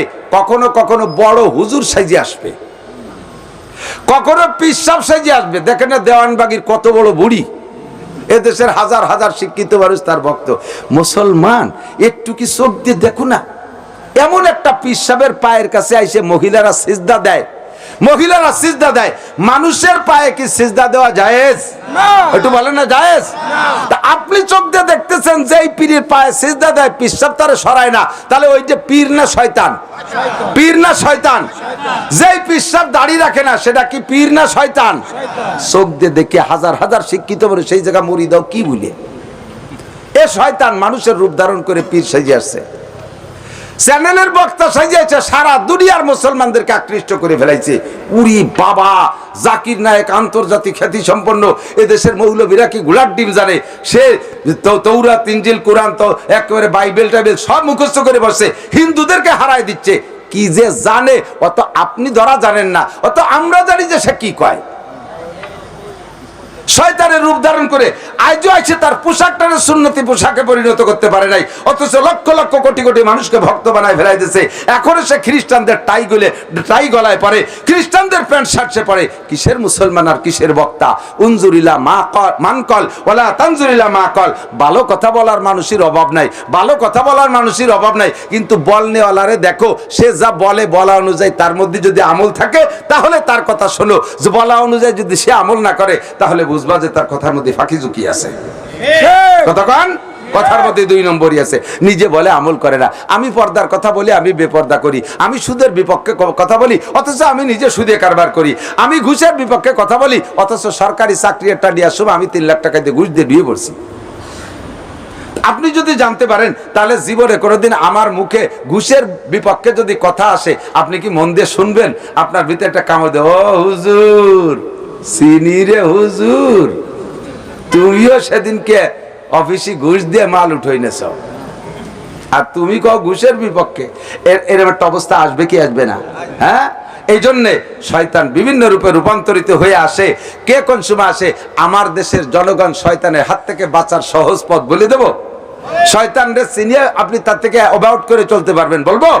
শয়তান চিনার জন্য আপনাদের জন্য সহজ পথ হলো আপনাদের এলাকার যত কওমি উলামায়ে কিরাম আছে, কোট মসজিদের ইমাম সাহেব, মুসলিম এতিমখানার হুজুররা আছে, কোট মসজিদের মুহাদ্দিসিন, চন্দ্রদিগিলে মাদ্রাসার হুজুররা, আমাদের ভবানীপুর মাদ্রাসার উলামায়ে কিরাম, বিশেষ করে আমাদের গহরডাঙ্গা মাদ্রাসার রুহুল আমিন সাহেব হুজুর, ওখানকার মুহাদ্দিসিনরা ধর্মীয় দৃষ্টিকোণ থেকে যা করে ওইটাই ইসলাম। ওর বিপরীত যদি কেউ করে বুঝবেন যে সে ধোঁকা দিতে আসছে।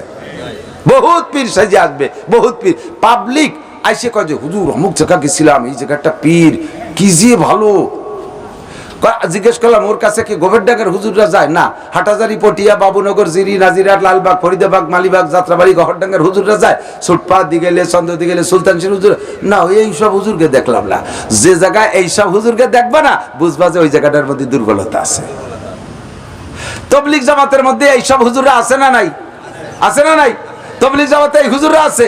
চরমুনার হুজুর যায়, চরমুনাই এইসব হুজুররা যায়। কাজেই চরমুনার মধ্যে গাপলা নাই। ও জায়গা তুমি যাও, তুমি তবলিগের ভিতরে, ইসলামের ভিতরে গাপলা নাই। কারণ ও জায়গা হাটাজারি, পটিয়া, এদেশের সব বড় উলামায়ে কিরাম যায়। তোমার আটরশি এইসব হুজুররা যায় না, চন্দ্রপাড়া এইসব হুজুররা যায় না, খানজেল এইসব হুজুররা যায় না। কাজেই তুমি সে জায়গা অত ভালোবাসতে গেলি কে? হুজুরকে চাইতে এক লাইন বেশি বুঝতে গেলি ধোঁকা খেয়ে যাওয়া। ইন্নাহু লাকুম আদুউম মুবিন। এক নম্বরে শয়তান আমাদের প্রকাশ্য শত্রু। শয়তানের দেয়া পরামর্শ অনুযায়ী কোনো কাজ করব না। দুই নম্বরে আল্লাহ পাক আরেকটা মাদানী আয়াতের মধ্যে ডাক দিয়ে বলেন, খেয়াল করি, জায়গা মতো চলে আসছি। ইয়া আইয়ুহাল্লাযীনা আমানু, খাস করে আল্লাহ নাম ধরে বলেন, লা তাত্তাখিযু আদুওয়ি ওয়া আদুওয়াকুম। এর পরে কয়, জানতে চাইলাম আল্লাহ আমাদের শত্রু তো চিনলাম শয়তান, তোমার শত্রু কে? আল্লাহকে আমার শত্রু হলো ইহুদ আর নাসারা, দুই জাতি। ইহুদ আর নাসারা দুই জাতি। কেন আল্লাহ? তারা তোমারে কি ক্ষতি করছে? কয় অন্য জীবনে শয়তান ইবলিসও আমারে এমন অপবাদ দিতে পারে নাই, এমন কটু কথা আমার সম্পর্কে বলতে পারে নাই, যে কথা ইহুদ নাসারারা বলছে, যে কথা ইহুদ নাসারারা বলছে, যা শয়তানও আমার নামে কইতে পারে নাই, সাহস পাই নাই। কও দি আল্লাহ তারা কি কইছে, ওর গোষ্ঠী কেড়াল দেব, সুজাইরে দেব। আল্লাহ পাক বলেন শয়তান ইহুদ নাসারারা কি কয় শোন। এ যুবক আমার দিক শোনো, খেয়াল করো। ক্বালাতিল ইহুদু, আল্লাহ কোরআনে বলছেন, কয় ইহুদিরা কি কয় শুনবি? ওরা কয় ক্বালাতিল ইহুদু উযাইরুন ইবনুল্লাহ। ইহুদিরা কয় উযাইর আলাইহিস সালাম আল্লাহর ছেলে। নাউযুবিল্লাহ মিন যালিক। আল্লাহর ছেলে কওয়া পর্যন্ত বাড়ি একটা হিট হয় নাই। আর একটু ব্যাখ্যা দিয়ে কই, একটু কয়া যায় তাই কইছি যে ইহুদিরা আমারে কয়, ইহুদিরা উযাইররে কয় তোমার আব্বা আল্লাহ, তুমি আল্লাহর ছেলে, এইটুক বলা যায় তাই বলছি। এর আসল কথা কি? ইহুদিরা বলে ও আল্লাহ উযাইর আলাইহিস সালামের মায়ের সাথে যৌন মিলন করে গর্ভ ধারণ করায় দিয়েছে, সেই গর্ভের বাচ্চা উযাইর। আল্লাহর কি এই স্বভাব নাকি? এই জন্য তোরা বোঝ ইহুদিরা আমার কত বড় শত্রু। দুই নম্বরে ওয়াকালাতিন নাসারা, এবার নাসারারা আমার শত্রু কেন? তারা কি কয় শোন, ওয়াকালাতিন নাসারা মাসিহ ইবনুল্লাহ। ইহুদি হলো ইসরায়েলিরা, আর নাসারা হলো আমেরিকান খ্রিস্টানরা। কয় ওয়াকালাতিন, আমাদের এখানে খ্রিস্টান আছে না, এই যে খ্রিস্টান মিশনারি মাওলানা বলছে ওয়াকালাতিন নাসারা মাসিহ ইবনুল্লাহ, আর খ্রিস্টানরা কয় আল্লাহর ছেলে ঈসা আলাইহিস সালাম। এর তরজমা হলো আল্লাহ তাআলা মারিয়ামের সাথে গোপনে বাইতুল মুকাদ্দাসের ভিতরে সরাসরি যৌন মিলন কইরা আল্লাহ মারিয়াম রে গর্ভ ধারণ করায় দিয়েছে, সেই গর্ভের সন্তানের নাম ঈসা। একটু জোরে কন্ডা নাউজুবিল্লাহ। আল্লাহ কয় এমন অপবাদ জঘন্য কথা শয়তানও আমার নামে বলে নাই। কাজে ওই দুই জাতি আমার শত্রু। তোদেরকে আমি অনুরোধ করি, লা তাত্তাখিযুল ইহুদা ওয়ান নাসারা আউলিয়া। এই দুই জাতিরে কেউ দোস্ত বানাবি না, এই দুই জাতিরে বন্ধু বানাবি না, তাদের কালচার অবলম্বন করবি না, তাদের চুলের মতো চুল বানাবি না, তাদের দাড়ির মতো দাড়ি বানাবি না, তাদের টুপি ক্যাপের মতো টুপি ক্যাপ পরবি না, তাদের প্যান্ট শার্ট যেন তোদের গায়ে না দেখি, তাদের ভাষার মতো যেন তোদের ভাষা না হয়। তোদের ভাষা আন্তর্জাতিক, তাদের ভাষা আন্তর্জাতিক না। মুসলমানের ভাষা আরবি। আপনার নাম কি? আব্দুর রহমান। এটা ইংরেজি ভাষা না বাংলা ভাষা? আব্দুর রহমান আরবি ভাষা। আপনার নাম আব্দুল্লাহ আরবি ভাষা। ওই আমেরিকার মুসলমানদের নাম আব্দুল্লাহ আব্দুর রহমান। জাপানের সেই জাপানে মুসলমান, অরিজিনাল জাপানি, সে জায়গায় যদি মুসলমান হয় তার নাম আব্দুর রহমান, আব্দুর রহিম, আব্দুল কালেক, আব্দুল মালেক। ঠিক কিনা? জাপানিরা ইংরেজি এখনো পড়তে চায় না। ওই ইংরেজরা, আমেরিকানরা হিরোশিমায় বোমা মারছিল, সেই রাগে জাপানিরা আজও ইংরেজি পড়তে চায় না। শুধুমাত্র তাদের পণ্যকে এক্সপোর্ট করার জন্য আন্তর্জাতিক ভাষা বানায় দিয়েছে ইংরেজি, সেই জন্য একটু লেখাপড়া করে ইংরেজি। বাকি তারা তাদের ভাষাই বিজ্ঞানী, তাদের ভাষায় বিজ্ঞানী, বিশ্বের শ্রেষ্ঠ বিজ্ঞানী জাপানে। প্রযুক্তিতে তারা সর্বশীর্ষে। ইংরেজি এক লাইনও পড়লো না, ইংরেজি পড়লোই না, নিজেদের ভাষা দিয়ে তারা বিজ্ঞানী হয়ে এত আবিষ্কার করতে পারলো। তাহলে আমি কেন ইংরেজি পড়ে নিজের পাণ্ডিত্য জাহির করতে যাব? ইংলিশটা পড়লে সেটা শিক্ষিত না, ইংলিশটা বলি শিক্ষিত না। ইংরেজি আন্তর্জাতিক ভাষা। কিসের সাথে তার আন্তর্জাতিক? পৃথিবীর 800 কোটি মানুষের ভিতরে 200 কোটি মানুষে অবিরাম শুদ্ধ ইংরেজি ভাষায় কথা বলতে পারে না। 200 কোটি মানুষে পারে না, কারণ 800 কোটি মানুষের ভিতরে 450 কোটি মানুষ হলো এশিয়া মহাদেশে। 800 কোটির 450 কোটি মানুষই এশিয়া এক মহাদেশে, আমাদের মহাদেশে। আর 350 কোটি ওই পাশে 6 মহাদেশে। সেই 350 কোটির ভিতরে খুঁজে দেখেন কয়জনে অবিরাম শুদ্ধ ভাষা ইংলিশ বলতে পারে। আর আমাদের এশিয়া মহাদেশে কয়জন বলতে পারে? এ জায়গা যে কয়জন আছেন পার্সেন্ট এরকমই বের হবে। এ জায়গা যে কয়জন বসা আছেন, আমার মনে হয় জনতে 2-3 জন হয়তো ইংরেজি কথা বলতে পারেন অবিরাম। তাও মনে হয় পাবেন কি পারা যাবে কিনা। আমি জীবনেও ইংরেজি কইতে পারি না। আমার তো ছেলে মেয়ে কম হয় না, আমি তো ভাত কম খাতে পারি না, আমার তো কামাই রোজগার কম নাই, আমার তো মান সম্মান কম নাই, আমার তো কোনোটাই অসুবিধা হচ্ছে না। ইংরেজি বলতে পারি না বলে আমার পেটে হজম হচ্ছে না তা না, আমার গ্যাস বেরিয়ে যাচ্ছে তা না। কিন্তু 200 কোটি মুসলমান যদি নামাজ পড়তে যায়, সূরা ফাতিহা ইংরেজিতে বললে হবে না? কথা কয় না, সূরা ফাতিহা ইংরেজিতে বললে হবে? আত্মাহিয়াতু তো বললে হবে? দোয়া কুনুত ইংরেজিতে? কিসি বলা লাগবে? তাহলে 800 কোটি মানুষের ভিতরে 50 কোটি মানুষে অবিরাম ইংরেজি বলতে পারে। সেই ভাষা যদি হয় ইন্টারন্যাশনাল, 200 কোটি মানুষের 200 কোটি মানুষেরই নামাজের মধ্যে আরবি লাগে, নামাজের মধ্যে আরবি লাগে। এই আরবি 200 কোটি মানুষের ভাষা, কাজেই 200 কোটি ভাষা, 200 কোটি মানুষের ভাষা আরবি, এটাই হবে ইন্টারন্যাশনাল। কে আমার ইন্টারন্যাশনাল কইলো না তাতে আমার কিছু আসে যায় না। আমরা মুসলমান, আমাদের ভাষা আরবি, আমাদের কবরে মুনকার নেকিরের ভাষা আরবি, মার রব্বুকা আরবি, ওমা দীনুকা আরবি। ওই ইংরেজের দেশে যারা মারা যাবে তাকেও কিন্তু হোয়াট ইজ ইউর নেম ইংরেজিতে, হোয়াট ইজ ইউর ধর্ম, তুমি কোন ধর্মের, ইংরেজিতে বলবে না, বলবে মার রব্বুকা। ও জায়গাও মার রব্বুকা। ওই জাপানি মূল্যও মুসলমান অমুসলমান, মার রব্বুকা। কবরের ভাষা আরবি, কোরআনের ভাষা আরবি, হাদিসের ভাষা আরবি, নবীর ভাষা আরবি, ফেরেশতার ভাষা আরবি, আল্লাহর ভাষা আরবি, জান্নাতীদের ভাষা আরবি। জোরে বলেন সুবহানাল্লাহ। কাজেই আমি ইংরেজির অত ভক্ত না, আমি ইংরেজির অত ভক্ত না। এই মুসলমান যুবক, আজকে থেকে পাক্কা সিদ্ধান্ত, পর্দার আড়ালের মা বোনেরা, ওলামায়ে কিরামরা বর্তমানে যেই আন্দোলনটা করতেছে, আমরা ফিল্ডে যে যুদ্ধ করতে পারবো না, আমরা তাদের সাথে যুদ্ধ আল্লাহই মারে বলে দিয়েছে, তাদের বন্ধু বানাবা না। বন্ধু না বানাইতে, বন্ধুর বিপরীত শত্রু, বন্ধুর বিপরীত শত্রু, তাদের সাথে শত্রুতাই করতে আল্লাহ তাআলা বলছেন। আল্লাহ নিজে বলছেন কাতিলুহুম হাইসু ওয়াজাতুমুহুম, যেখানে পাও সেখানে হত্যা করে দাও। ফাজরিবুহুম ফাওকাল আনাক ওয়াজরিবু মিনহুম কুল্লা বানান, মাথায় বাড়ি দিয়ে ফেলাই দিবি, বাড়ইয়ে গিরে ছুটোই ফেলবি। মাইরু আল্লাহ শিখিয়ে দিয়েছে। এ কি মারতে কইছে মুসলমান রে? না, অমুসলমানকে মারতে কইছে না। তাহলে মারামারি করতে আল্লাহ বলছেন 682টা আয়াত কইছে জিহাদের, মারামারি করার। আমরা এখন ওই জায়গা যাইয়ে মারামারি করতে পারতেছি না, তা আমরা যা পারি তাই করতে পারি না? কথা বলেন, যা পারি তাই করতে পারি না? বদরের যুদ্ধের সময় মুসলমান তো অল্প কয়জন, আর ওই লিডাররা আইছে 1000। তো এক মুসলমান একটা কাফের রে এক কোপ দিয়ে হাত একখান কাটি ফেলাইছে। ও ওই কাফের এবার আরাকাত দিয়ে তরবারি ধরছে, মুসলমান আরেক কোপ দিয়ে আরাকাত কাটি ফেলাইছে। 2 খান শেষ। এখন তো তরবারি ধরার নাই, এখন তো তার মরা অনিবার্য। এবার আরেক কোপ দিয়ে ঠ্যাং একখান ফেলাই দিছে। মরার আগে যতটুকু হুঁশ আছে ওই কাফের মরতিছে, মুসলমানে মারতিছে আর কাফের এটা মরতিছে। 3 খান ফেলাই দিছে। এখন কি আর তার যুদ্ধ করার কিছু আছে? মরবেই অনিবার্য, উবার শিওর হয়ে গেছে, মরিয়ে তো যাবই, এখন ধরে গলাটা কাটবে। ওই কাফের লাস্ট সিদ্ধান্ত যে মরিয়ে তো যাবই, মরার আগে যতটুক পারি মুসলমানদের ক্ষতি করে তুই মরবো। কি ক্ষতি? মুসলমানদের ওই বদরের যুদ্ধের ময়দানে পানির ছোট্ট কুয়ো বানাইছে, ওর মধ্যে একটু পানি জমছে, গতকালকে বৃষ্টি নেমছিল, সেই বৃষ্টির পানি, আর যেটুক পানি নেছিল ওর মধ্যে ঢেলি রাখছে। এই কাফের লাভ দিয়ে একখান ঠ্যাং, মরার আগে লাভ দিয়ে যায় সেই ঠ্যাং খান পানির মধ্যে নামাই দিয়ে এক ঠ্যাং দিয়ে পানি গুলাচ্ছে। আর এক দিক দিয়ে মুসলমান তার গলা কাটতেছে, আর মরার ভিতর দিয়ে পানি গুলাই কয় মরিও যদি যায় তবু মুসলমানের মরার আগে পানি টুকুলি গুলাই দিয়ে যাব। কত বড় শয়তান চিন্তা! আমরা এ জায়গার থেকে কিছু করতে না পারলেও বোমা মারতে পারবো না, কিছু করতে না পারলেও 10টা টাকাও নিয়ে পাঠাই দেবো। আরে তাও যদি না পারি, কমপক্ষে মরার আগে হলেও তোদের পানি গুলাই খেয়ে মরবো, তোদের পানি গুলাই খেয়ে মরবো। বিশ্বের সমস্ত ইসরায়েলি পণ্য আজকে থেকে আমরা চিরতরে বর্জন করলাম। এই পণ্য বর্জনের মাধ্যমে হলে আমরা পানি গুলাই খেয়ে মরবো। কথা কোন ঠিক না? যা পারি তাই করবো, যা পারি তাই করব। তাতে এই যে কালকের ঘোষণা হয়েছে, তো ইন্টারন্যাশনাল ঘোষণা, এই ঘোষণার পরে কালকের থেকে নিয়ে আজকে পর্যন্ত 24 ঘন্টায় 8.4 বিলিয়ন ডলারের অর্থনৈতিক ক্ষতি হয়েছে ইসরায়েলের। আলহামদুলিল্লাহ। অব্যাহত যদি থাকে, তা তো এখনো অনেক মুসলমান জানে না।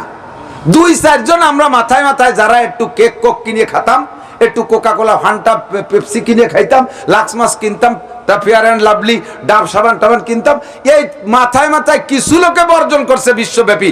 তাতে একদিনই যদি এই হয়, 200 কোটি মুসলমান যদি বর্জন করে, ইনশাআল্লাহ তারা পঙ্গু হইতে বাধ্য হবে, তারা অর্থনৈতিক মহামারী খেয়ে যাবে। আর অস্ত্র বানাইতে বর্জন কেন করব না? খেয়াল করেন, আপনি এই জায়গায় একটা পেপসি কিনে খান, পেপসিটার দাম নেছে কয় টাকা? ধরে নেন 25 টাকা। 25 টাকার ভিতরে থেকে 5 টাকা ওদের ওই অস্ত্র বানানো ফান্ডে জমা দিতেই হবে। এটা অনায়াসে কম্পিউটারের মাধ্যমে চলে যাচ্ছে, এই কোম্পানি না দিলেও চলে যাচ্ছে, অনলাইনে চলে যাচ্ছে টাকা। এই 5 টাকা দিয়ে অস্ত্র বানাইয়া সেই অস্ত্র আমার আফগানিস্তান, আমার ফিলিস্তিন, গাজার মা বোনদেরকে মারিয়ে শেষ করবে। গর্ভবতী মহিলারে ডেলিভারি হওয়ার সুযোগ দেবে না, দাত্রীর কাছে যাওয়ার সুযোগ দেবে না, হাসপাতাল শেষ করে দেবে। কচি কচি বাচ্চাদেরকে মারা কোলে করে এইভাবে সাপটে। আমাদের দেশে সারা দুনিয়ায় মানুষ দাফন করে পুরুষরা, ঠিক না? সেদিন দেখলাম কোনো পুরুষ নাই, বাচ্চারে বা 3টে বাচ্চারে এক গর্তের মধ্যে দিয়া মহিলারা বেলচা দিয়ে খুঁচিয়ে তার ভিতরে উপরে চালি কার্টন নাই, চালির জন্য ওই কার্টনের যে কাগজ, এই কার্টনের কাগজ দিয়ে তার উপরে মহিলারা মাটি দিচ্ছে কোদাল দিয়ে, বেলচা দিয়ে। আর যাদের বাচ্চা মরছে সেই মহিলাগুলো আসার ফাসার খেয়ে মরতেছে। ও মা, হে আমার দেশের গোপালগঞ্জের বোনরা, তোমার মতো আরেকটা বোন এভাবে কাঁদতেছে, আহাজারি করতেছে, আর তুমি তাদের ডাব সাবান না হলে ব্যবহার করতে পারো না, তুমি তাদের ফেয়ার অ্যান্ড লাভলি ছাড়া চেহারার নূর বাড়াইতে পারো না, তুমি তাদের সিলিকন কি যেন আছে, সিল্ক না, সিল্ক শ্যাম্পু ইত্যাদি না ব্যবহার করে তোমার চুল ফোলে না, তুমি এ দেশের চুল ফুলো, আর ও দেশে তারা দাপায় দাপায় মরতেছে, এই টাকায় দিয়ে অস্ত্র বানায় মারতেছে।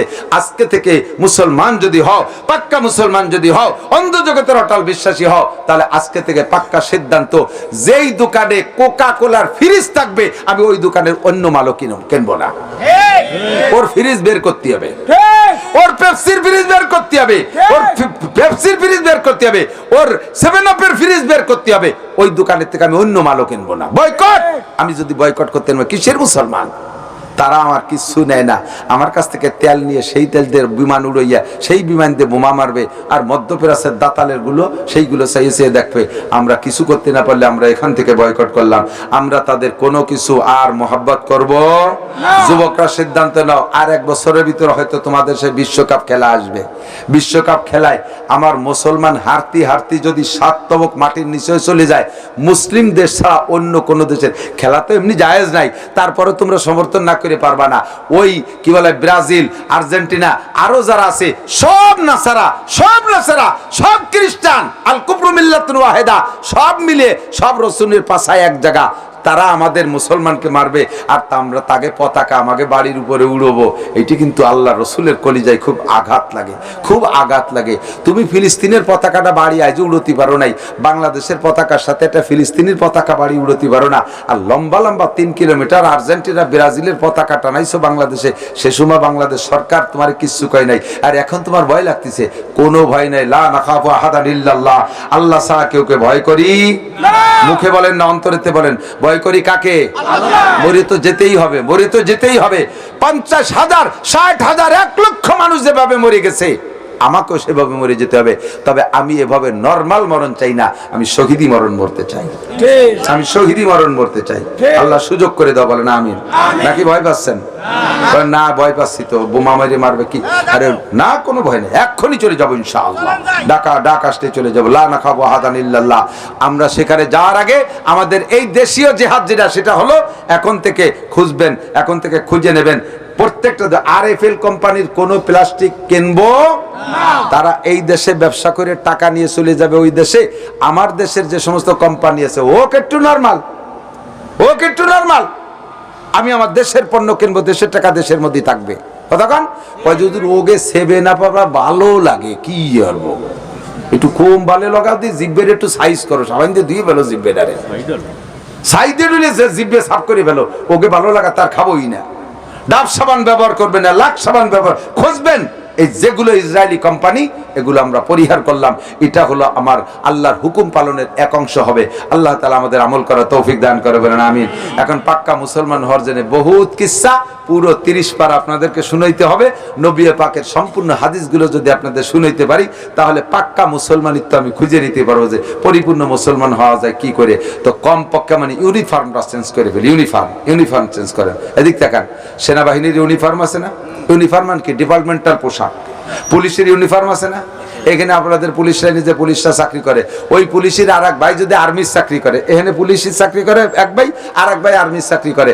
এখন এই পুলিশ যে সে দীর্ঘদিন পুলিশের পোশাক ব্যবহার করতে করতে ওই আর্মির পোশাকের পরও শখ হয়েছে, ভাই ওইটি বাড়ি আইছে তারে কইছে যে তোর আর্মির একটা পোশাক দিতে আমি এই ফেরে ডিউটি করবো। এখন ওই আর্মির পোশাক পরে যদি এই পুলিশ লাইনে আইসে এই পুলিশগুলো লাইনে দাঁড়ায়, ওরে রাখবে কথা কেন? গেটি ধরে বেরোয় যাও না, পাগল ইউনিফর্ম বুঝিস নে, যা ভাবনা যা সুস্থ হইয়ে তারপরে আসিস, ঠিকই না? গেটি গুলিতে বেরোয় যাবে না। তো এখানে যদি ইউনিফর্ম ঠিক রাখা লাগে, ইউনিফর্ম ঠিক না রাখলে যদি চাকরিতে পাগল বলে খেদায় দেয়, মুসলমানের ইউনিফর্ম আছে। এই পাশা বেরোনো প্যান্ট মুসলিম ইউনিফর্ম না, নায়কের মতো গেঞ্জি মুসলিম ইউনিফর্ম না, তারপরে পশ্চিমে কাটিং চুল মুসলিম ইউনিফর্ম না, তাদের মতো বারেন্দাওয়ালা ক্যাপ মুসলিম ইউনিফর্ম না। মুসলিম ইউনিফর্ম সুন্নতি পোশাকের অধীনে আসেন, দেখতেও ভালো, আর এই পোশাক পরার সাথে সাথে অনেক অন্যায় থেকে ফিরে আসা যায়। অনেক অন্যায় থেকে সুন্নত গুলো হলো, যত সুন্নত আছে সুন্নত হলো ইমানের বেড়া। কতক্ষণ বোঝেন নাই বা খেয়াল করেন নাই তার বুঝবেন কি? সুন্নত গুলো হলো ইমানের বেড়া। আপনার মুখে যতদিন দাড়ি ছিল না ততদিন মুখ দিয়ে যা বলতে পারছেন আর যা করতে পারছেন, একটু লম্বা দাড়ি রাখেন, দেখবেন যে আপনার দাড়িতে ঠেয়ে ফেলাইছে, ভিতরে একটা কামড়ে বাড়ি। দাড়ি রেখে এমন কাজ করব, দাড়ি রেখে এমন একটা ভাষা খারাপ করব, এই দাড়িতে ঠেয়ে ফেলাইছে, তাহলে ইমানের বেড়া হলো না? যতক্ষণ টুপি আর বড় জামা গায়ে নাই অতক্ষণ যা করতে পারছেন, একটা টুপি আর পাগড়ি পরে গোল একটা জামা গায়ে দেন, দেখবেন যে তা করতে পারবেন না। এই সুন্নতে আপনার অন্যায় থেকে ফিরে ফেলাই দেবে, ঠিক না? অনেক অন্যায় থেকে সুন্নতে ফিরেবে। কাজেই সুন্নতের পাবন্দি করি, পরিপূর্ণ মুসলমান হওয়ার চেষ্টা করি। ভাষাগত ত্রুটি বিচ্যুতি মার্জনীয়। আল্লাহ তাআলা যা বলাও শোনার আমল তৌফিক দিয়েছে, আমল করারও তৌফিক দান করেন আমিন। আর এই কথাগুলো আমলে আনার জন্য একটা ট্রেনিং সেন্টারে যেতে হয়। একটা ট্রেনিং সেন্টারে কোনো কাজ ট্রেনিং সেন্টার, পুলিশের যেদিন লোক নেয় ওই দিন নিয়ে কি ওকে হাতে রাইফেল দিয়ে দেয়? 7 মাস 8 মাস 12 মাস 13 মাস রাজারবাগ পুলিশ লাইনে নিয়ে আগে সারদা ট্রেনিং সেন্টারে নিয়ে ট্রেনিং করাতো, এরপরে কসম টসম খাওয়াইয়া তারপরে রাইফেল বন্দুক দিত। দৈরেই সেই দিন রাইফেল দিলে চালাতে পারবে না। আমরা মুসলমান কলেমা পড়ার সাথে সাথে ইসলামটা পরিচালনা করতে পারবো না। আমার একটা ট্রেনিং সেন্টারে যেতে হবে। ট্রেনিং সেন্টার হলো দাওয়াত ও তবলিগ ট্রেনিং সেন্টার, তবলিগি জামাত। ওখানে গেলে অজু হাতে ধরে আমি সব শিখিয়ে দেয়, কুলি করা শিখায়, নাকে পানি দেওয়া শিখায়, মেসক করা শিখায়, লুকমা মুখে দেবেন কিভাবে তা শিখায়, লুঙ্গি পরা শিখায়, টুপি পাগড়ি পরা শিখায়, চুল রেখা কাটা শিখায়, মোস কাটা শিখায়। শিখায় কি শিখায় না? ঢিলা শিখায়, কুলুক শিখায়, মেসক শিখায়, দস্তরখান বিছানো শিখায়। এমনকি সুতি দিশে পান না, সুতিও দিশে পায় না। কিন্তু সুতি দিশে পায় না এরকম কিটা আছে? বাড়ি কত কায়দায় সুতি লুঙ্গি খুলে খাটের নিচে চলে যায়, তাও সুই। এই যে উল্টো পাল্টা শোন, এই শোয়াটা হয় না। এও তবলিগে যাইয়া শুয়ে দেয়, যাইয়া মসজিদের মধ্যে শুয়ে রয়েছে, বাড়ির নিয়ে কাপড় যে কোয়ানে তার খবর নাই। আমি সবাই যে টানি টুনি আটকা দিয়ে কাজে কাকা কালকে তলে গিরিয়ে দিয়ে শুয়ে না। মসজিদে এভাবে শোয়া যায় না, সব হাতে ধরে শিক্ষা দেয়, ঠিক না? সব কিছু শিখায়। কাজেই আপনারা কাছে কাছে আছেন, প্রত্যেক বৃহস্পতিবার একটু মার্কাজে যান। আমাদের ওই যে আসল মার্কাজ হাসপাতালের সামনে যেটা পশ্চিম পাশে, ওই মার্কাজে যাবেন। উলামায়ে কেরামের কাছে সাপ্তাহিকভাবে একটা রাত বয়ান শুনলে, এরপরে সেখান থেকে মাসে 3টে দিন সময় দেওয়ার অভ্যাস করেন, এরপরে বছরে একটা চিল্লে দেওয়ার অভ্যাস করেন, জীবনে একটা না 3টে চিল্লে দেন। এইভাবে টাইমটা একটু কাজে লাগান, দেখবেন যে যে কথাগুলো আমি বলতেছি মুসলমান হওয়ার জন্য, এগুলো সব উন্ডাও শিখেবে, সাথে সাথে আপনাকে প্র্যাকটিস করা দেবে। প্র্যাকটিস না করলে কিন্তু আমলে আসে না। আল্লাহ পাক আমাদের আমল করার তৌফিক দান করেন। সবাই বলে আমিন। হুজুর আসেন দোয়া করেন। এই যে ইকবাল নামে কিডনি সমস্যা, দোয়া করো। ইকবাল নামে একজন কিডনি সমস্যা, তো বৈশাখী মেলা এবার হবে না? হ্যাঁ হবে না? পান্তা বা গরম ভাতের দ্বারে যাতে সময় পাচ্ছি না। পান্তা বৈশাখীটা মুসলমানদের অনুষ্ঠান না, তা তো বলছি আমি যাবো না ওখানে। অমুসলমানদের পয়লা বৈশাখে মঙ্গল শোভাযাত্রা বুতুম পেশায় দিয়া একটু কন্যা নাউজুবিল্লাহ পান্তা বাড়িতে বছর শুরু, বছর যাবে পান্তা খাতি খাতি। কালকে যদি পয়লা বৈশাখ হয় 14 এপ্রিল, তো কালকে খুব দামি ভালো খানা খাবেন। আদৌ এটা কোনো জরুরি না। মুসলমানের ভালো খাওয়ার দিন হলো মুহররমের 10 তারিখ। হুজুর বলেন দিনের বেলা রোজা রেখে মুহররমের 10 তারিখে রাত্রে যদি সবাই ভালো খাও, তাহলে আল্লাহ তাআলা ওয়াসাল্লাহু আলাইহি সাইরা সানাতিহি আগামী 1 বছর আল্লাহ রুজির বরকত বাড়াই দেবে। আর যদি বছর শুরু হলো পয়লা বৈশাখ ফান্তা বাদ দিয়ে, তাহলে ধান কিন্তু সব এখনো ডাঙ্গায় রয়েছে। সুবইয়ে বা ধান রে ফান্তা বানা ফেলবে, ডুবইয়ে কাটা লাগবে। তবার আল্লাহর কাছে ভাবছাও ওই আর ফান্তা ফসা ইলিশের মধ্যে আমরা যাব না। ইনশাআল্লাহ আমরা দোয়া মুনাজাত ইবাদতের মাধ্যমেই ইনশাআল্লাহ আগামী বছর শুরু করব। এক শুরু করছি জানুয়ারিতে, আর এক শুরু করব কালকে পয়লা বৈশাখে, আর এক শুরু করব মুহররমের 10 তারিখে। সবগুলো ইবাদতের মাধ্যমে, কোনো গুনার মাধ্যমে কোনো বছর শুরু করব। আল্লাহ পাক তৌফিক দান করুক। সবাই বলি আমিন। দুরূদ শরীফ পড়ি। আল্লাহুম্মা সাল্লি আলা মুহাম্মাদিন ওয়া আলা আলি সাইয়্যিদিনা মুহাম্মাদিন ওয়া বারিক ওয়া সাল্লিম। আল্লাহুম্মা সাল্লি আলা মুহাম্মাদিন ওয়া আলা আলি সাইয়্যিদিনা মুহাম্মাদিন ওয়া বারিক ওয়া সাল্লিম। ফাঁকে বলে যাই, ইমাম সাহেবের কাছে যদি পারেন, এর যখন পারে, এখনই দেওয়া লাগবে তা না, 100 টাকা জমা দিয়ে যান। টাকা পাঠানোর ব্যবস্থা আছে আল্লাহর রহমতে। আমাদের মাস্তুল একটা গ্রুপ আছে বাংলাদেশে, তাদের মাধ্যমে ওখানে ডাক্তারি টিমও কাজ করতেছে। 2 জন ডাক্তার শহীদ হয়ে গেছে চিকিৎসা করতে, সদ্য 2 জন ডাক্তার শহীদ হয়ে গেছে ওখানে, যে শহীদ হয়ে গেছে। তো আর অন্যরা কাজ করতেছে। তারপরে এই শেখ আহমদুল্লাহর কি ফাউন্ডেশন যেন, আসুন্না ফাউন্ডেশনের মাধ্যমে যাইতেছে। শেখ আহমদুল্লাহ এই মাধ্যমে পাঠাচ্ছে আল্লাহর রহমতে। আরো বিভিন্ন মিডিয়া তা আমাদের এ পাশে কাছে কাছে আছে, আমাদের এখানে কাছে কাছে আছে। আমরা ভবানীপুর মাদ্রাসায় দিলে, ভবানীপুরে যে এরা সোহেব সাহেবরা তো কয়েক ভাই কাতার থাকে, এর মাধ্যমে আমরা ইনশাল্লাহ টাকা পৌঁছাইতে পারি। তো এখন এই যে দিয়ারি মন্ত্রী যুবকের তার নাম একটু যাও দি যাবে, আপনাদের কাছে যাবে, দেবেন কিছু? হ্যাঁ যাও তো, যাও দিয়ে যাও দিয়ে যাও সবাই, যে যা পারেন দেন বিসমিল্লাহ। কালকে শুক্রবারে, গত শুক্রবারে আমি কুয়াডাঙ্গা বাস স্ট্যান্ড মসজিদে, ওখানে 6000 টাকা কালেকশন হয়ে গেছে। ও টাকা ইমাম সাহেবরে বলছি ভবানীপুর পৌঁছে দেওয়ার জন্য। আর আমার কাছে এখনো আছে প্রায় 2200 টাকার মতো, 2200-2300 টাকা আছে। ইনশাআল্লাহ এটাও পাঠিয়ে দেবো। সবাই দেন। আর আশপাশের মাদ্রাসাগুলোর দিক খুব খেয়াল করবেন। আমাদের রাজনৈতিক অবস্থান একদিক, আর আমাদের ধর্মীয় অবস্থান ধর্মীয় দিক। রাজনীতি যার যার জায়গায় সে যেমন পারে করে বেড়াবো, কিন্তু আমাদের মসজিদ মাদ্রাসা ঠিক রাখতে হবে না, কথা বলেন? নাহলে আমাদের ছেলে মেয়ে লেখাপড়া শিখবে কোত্থেকে? আমাদের ওইটারে এইটার মধ্যে আনবো না। মাদ্রাসা মসজিদের সাথে কোনো সংঘাত সৃষ্টি করব না। মোহাব্বত করবেন, তৌফিক অনুযায়ী খেদমত করার চেষ্টা করবেন।